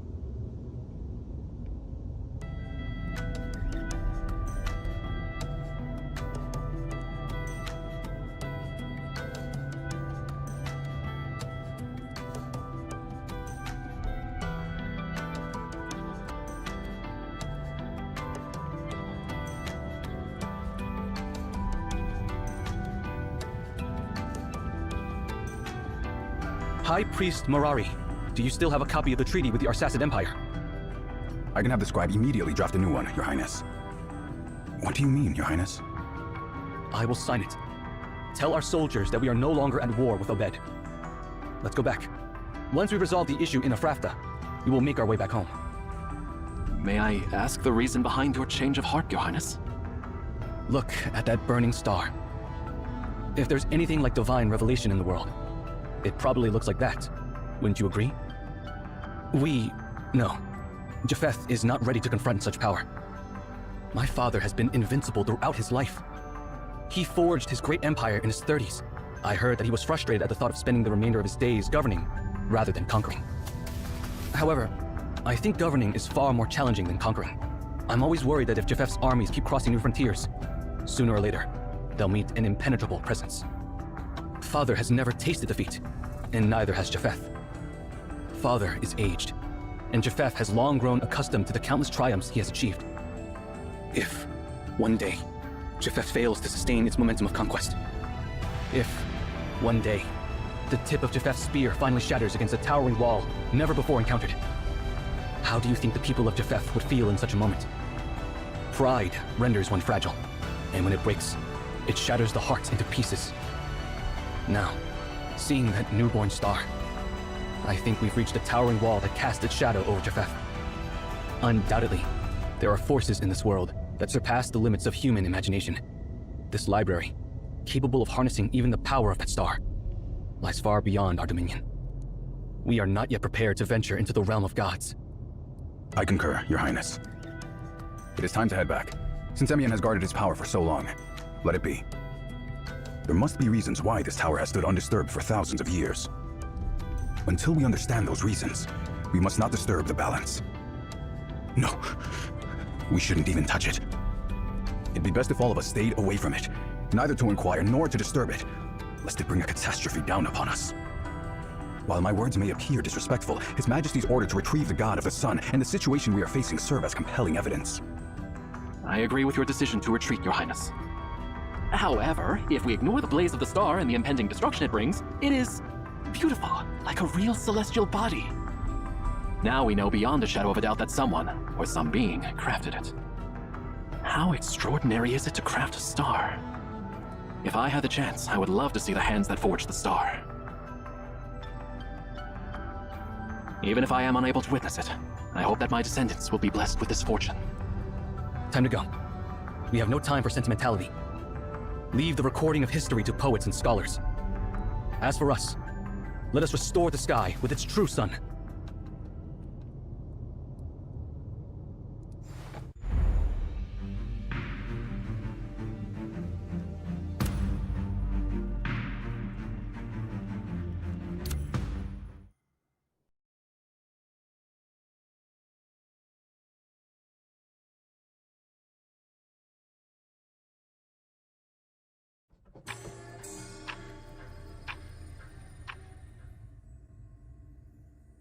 Now this farce can finally come to an end.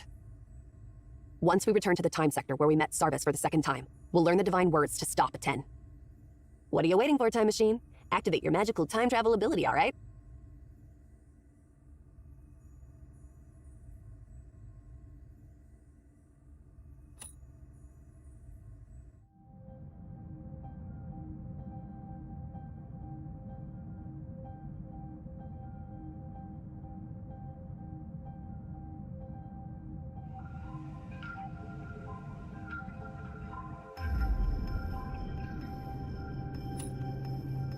There's no point in thinking about that now.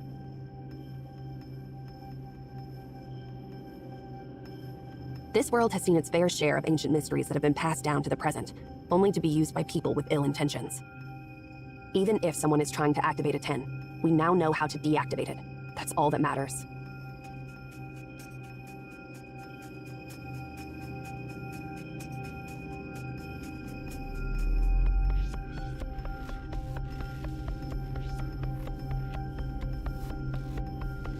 Besides us, the only ones who know the secrets of anomalies, and might intend to use them, are Nemesis. Ere, you said you ran into them during your retrieval of R10, right? Exactly. That's why I was wary of Seer.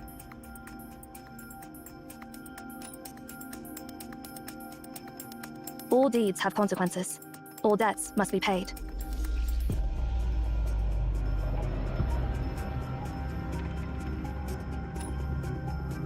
That's their motto. How can I give you a brief explanation? To put it simply, here's the perfect example. Do you think something like a 10 should be known to the world? These artifacts possess the power of easily obliterating an entire civilization. You've witnessed the destruction of Eketaton, and the war between Japheth and Obed. It merely revealed a fraction of its existence, and that was enough to change the course of the world. Countless people were frantically seeking it, whether it was for immortality, overthrowing another dynasty, or simply catching a glimpse of its eternal glory. Even in this era, where human intelligence supposedly reigns supreme, we no longer worship the god of the sun. Do you think a nuclear fusion reactor should be revealed to the people of this era? Will it bring about an energy revolution, or just another war? Humans of every era believe their intelligence to be superior, yet they fall prey to the same mistakes time and time again. The power of the unknown is a sweet poison. Now you're well aware of that, right?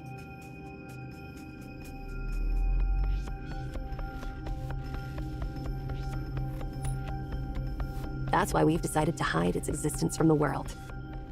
To safeguard them from any intrusion or exploitation. Let it fade away, until its very existence falls into oblivion. That's the philosophy of us Emaon, and the philosophy of CAVE.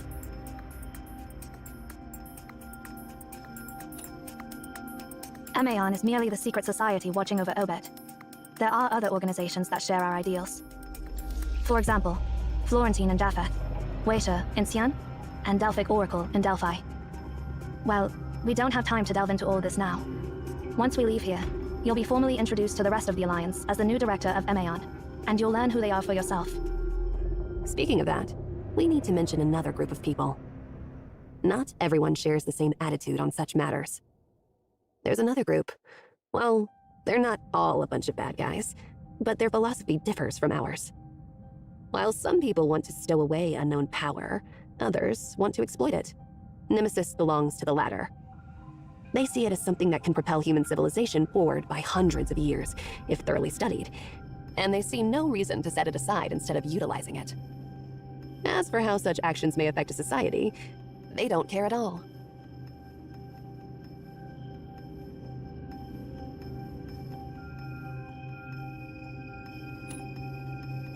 You're really picking up information faster now. With the Library of Babel open, we Emaon have no means of stopping outsiders from invading the tower. However, if they were really to do that, they would just end up lost in an infinite ocean of information. If only the future version of you had provided us with more information. Oh, what? Blaming me again? No, I have no intention of blaming you. You're smarter and more cautious than anyone else. It wasn't your style to deliver such an ambiguous message. You're giving me too much credit. Indeed, the journey with you is full of surprises at every turn. Well, this trip is definitely not boring.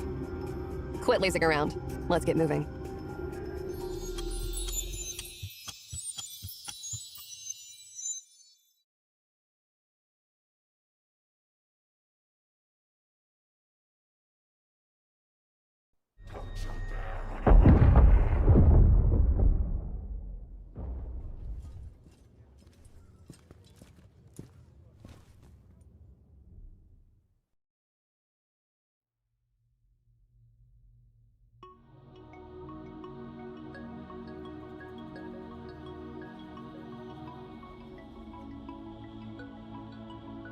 Don't you ever wonder how two groups of the same people can show up at the same time?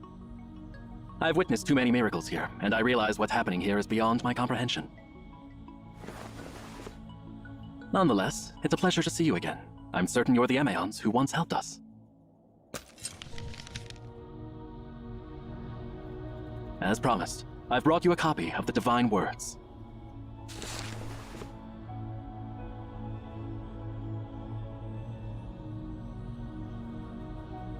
Please allow me to express my gratitude once again for your generosity back then.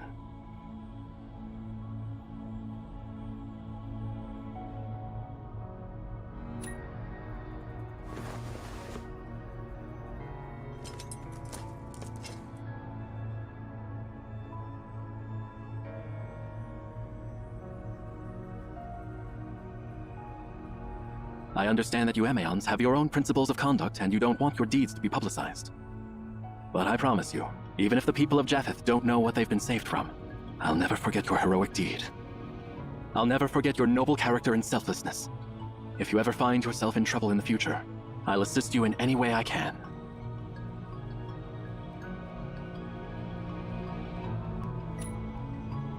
I, Sarvis, swear by my domain, Bellefontaine, the City of Blossoms. I, my family, and my descendants, we will always remember this oath. From now to eternity.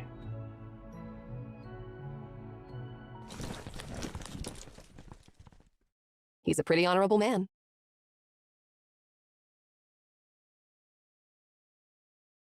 Bellefontaine. Sarvis. So, he is the first leader of Florentine. Sarvis Florentine. I see. Our initial connection with Florentine was actually because of you.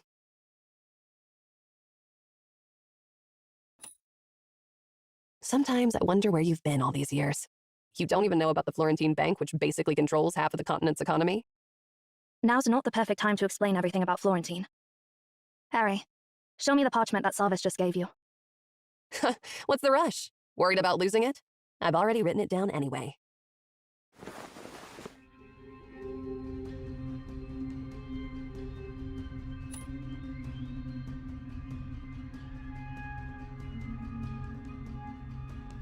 Zero, you know what? I'm really grateful that you're the one who's been with me on this journey.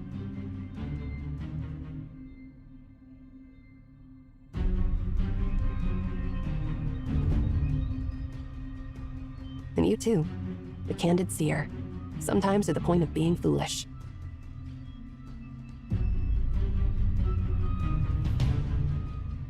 I'm glad I have you as my partners. That's why my plan went so smoothly.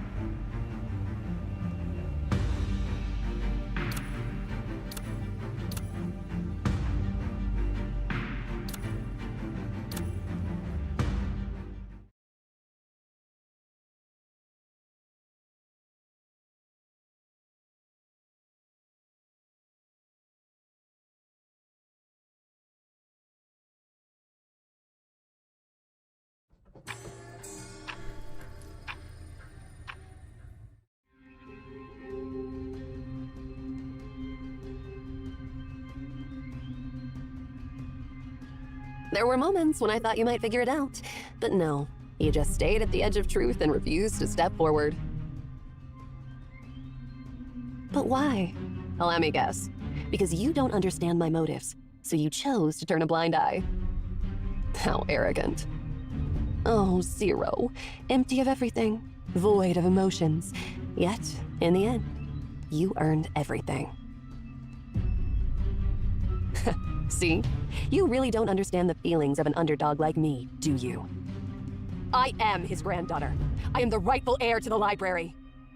But that day, he brought you back, and then you took everything away from me. Are you done?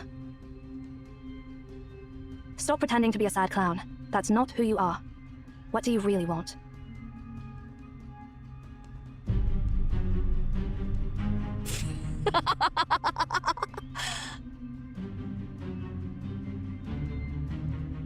So that's not the answer you expected.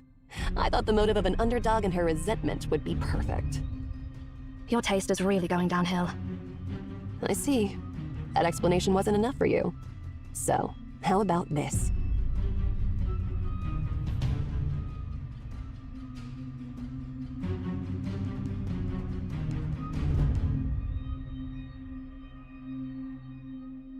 I'm simply tired of it all. MA on, CAVE, and this never-ending library. I've wanted to destroy everything here for a long time.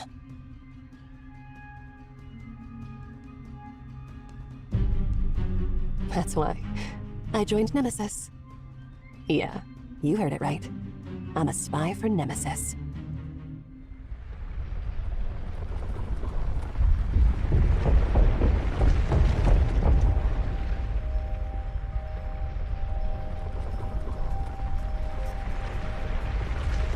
Oh, perfect timing. I'm sorry, but I'm not the type of archvillain who dies from talking too much. But you two?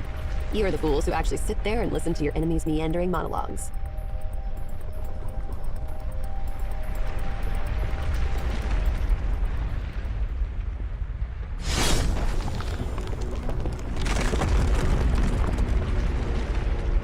Zero. You've become dull. Next time, when you feel something is off, just slit your opponent's throat instead of waiting around.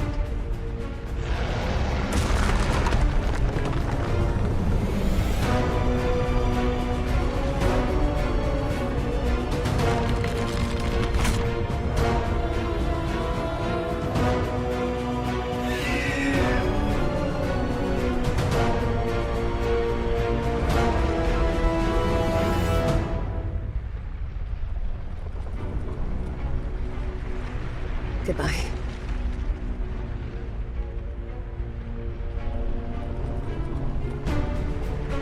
No. Farewell. Forever.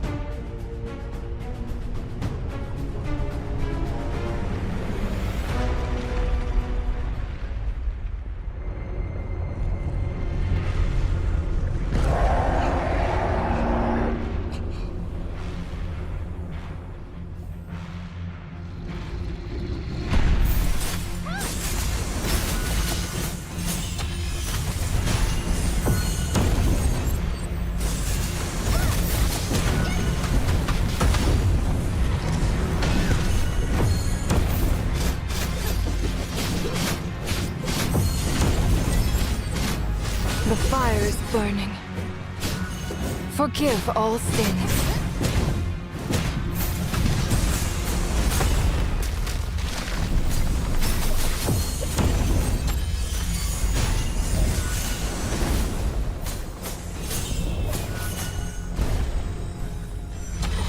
Full. Complete insight.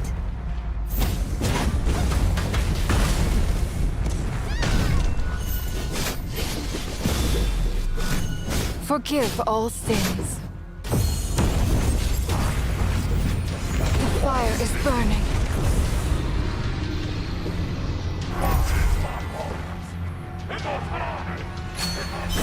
Forgive all sins.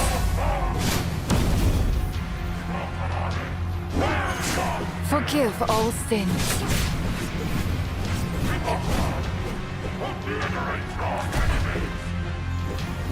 Forgive all sins.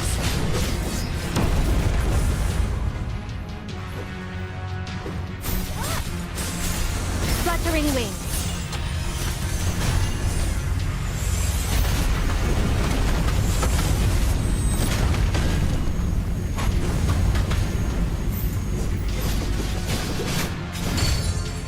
The fire is burning.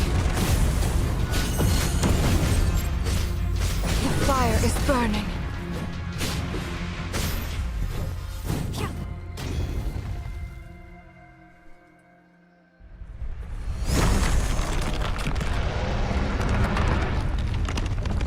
Let's go.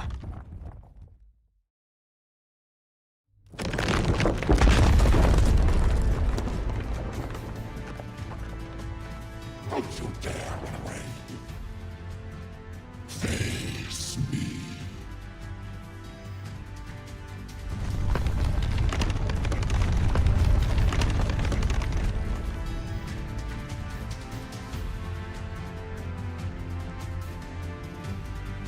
Oh, emeralds from the future.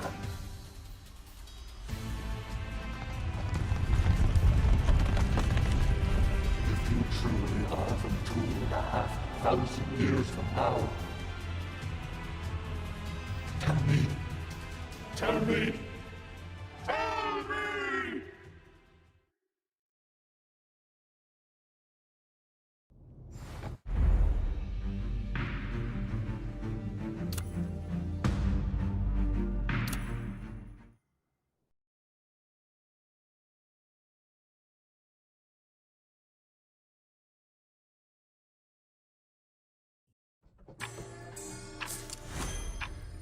Tell me, Emion, is everything you just said true?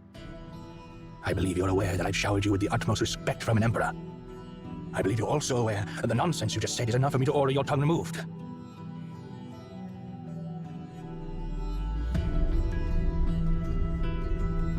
I've conquered the South, reaching the edge of the world. A great achievement that should be engraved in your libraries. Yet you told me I'm far from seeing the entirety of the world. Indeed, Your Majesty. You will certainly go down in history as a great emperor, Your Majesty. But with all due respect, this world has no edges, and you are far from owning it. You may perceive the world as a series of clay slabs, stretching from one end to the other, with mountains and seas interspersed in between. However, the world is a sphere, where the beginning meets the end. When one reaches the supposed edge of the world, they find themselves back where they started.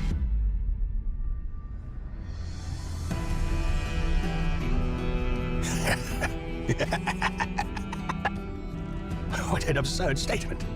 It's been quite some time since someone dared to be so audacious, my god. Nevertheless, I shall allow you to continue your discourse purely for the sake of entertainment. However, if your words bore me, it'll be more than just your tongue that I remove. You claim that the world is a sphere. Very well. Prove it to me. Yes, Your Majesty. As an emperor who has conquered numerous lands, you must be aware that the North Star appears higher in the sky the further north one travels, and conversely, it appears lower in the southern regions.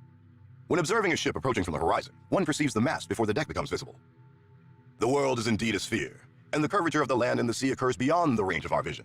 It is due to the vastness of the world that, while standing upon it, we mistake it for being flat. To humans, Obed may appear immense, but to the entire world, Obed is merely a small portion of the spherical whole. Just as ants may consider mounds as mountains and ponds as oceans, when they climb a tree, they perceive it as occupying a vast territory. I intend no disrespect, but when your army arrived at the Great Desert and believed they had conquered the entire southern realm, They were akin to those ants.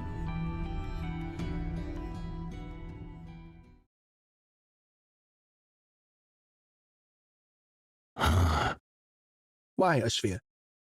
Because a sphere is the most perfect shape in existence. Natural forces strive to minimize the size of objects in all dimensions. A sphere possesses the smallest surface area for a given enclosed volume. It epitomizes perfection. I don't quite understand the ramblings of your crazy mind, but I can grasp that you consider the sphere to be the most favored shape. Indeed, Your Majesty. If your claims hold true, then regardless of how far I traverse, I shall never surpass its boundaries and merely return to my starting point. That is correct.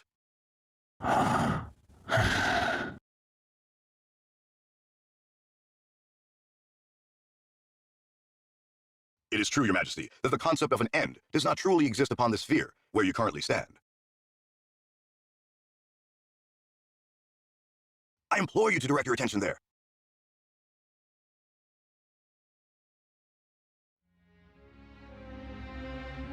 The sky. Precisely, Your Majesty, the sky. Just as the earth beneath our feet is a sphere, so too are the moon and the sun, spheres of varying sizes. If the stars in the sky are indeed, as you claim, spheres, and the ground beneath our feet is but an inconsequential fragment from one of these spheres, doesn't that mean that all the land I've conquered so far is but a speck of dust in a vast sea of sand? It may be just a speck of dust, but it's a precious speck of dust, and our homeland. However, it's undeniable that it is, after all, just a speck of dust. Perhaps only by traversing this desert, which contains countless specks of dust, will you truly reach the end of the world. Are you frustrated by this revelation, Your Majesty? It's a capital offense to try to speculate on the mind of an emperor. Please, forgive my audacity. All I meant to express is that I found solace in this realization. Solace, you say? Yes, I felt a sense of solace knowing that our thoughts, struggles, and everything we hold dear are insignificant compared to the world itself. Every day in this land, people kill or are killed, pillaged or are pillaged, for land, food, faith, and dogma. Yet, when I gaze upon the starry sky, all of their deeds fade away. It reminds us that our thoughts and actions can be influenced by our self-centered perspectives. It highlights the limitations of our vision and the shallowness of our ideas. The world does not revolve around us, not even the ground beneath our feet. Consider how an adult perceives a toddler's cries. The toddler cries because they have never seen the real world and are ignorant of real problems. However, with this revelation, you would understand that the difficulties and confusion you currently face are, in the grand scheme, similar to a toddler's cry. Look at the curtain of stars above you. It will make us reevaluate the value of all people to one another and the value of people to the world. Well, that was quite a speech. You've asked if I'm frustrated, but it seems you're the one who is frustrated. Indeed, Your Majesty. No matter how much I stretch, I can't reach the stars with my hands. Come to think of it, it's a good reason you'd give.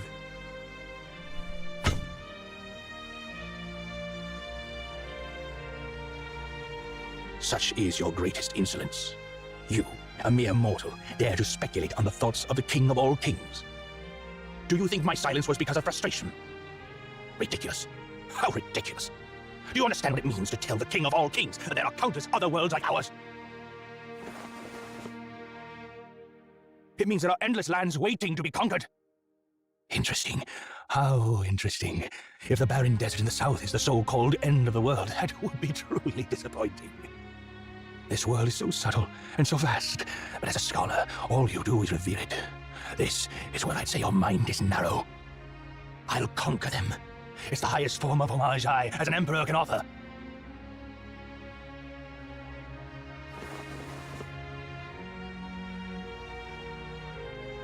I am delighted that you are the ruler of this land, Your Majesty.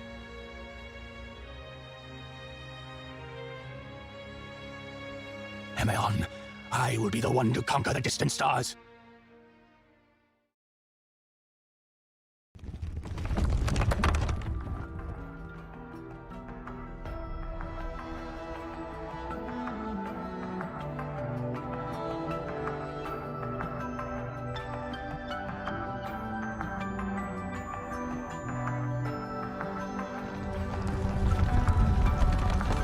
Tell me, Emeons from the future, tell me.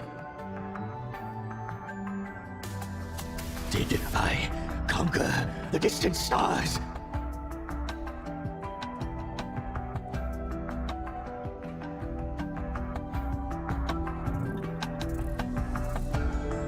You truly are my favorite servant, Fahad.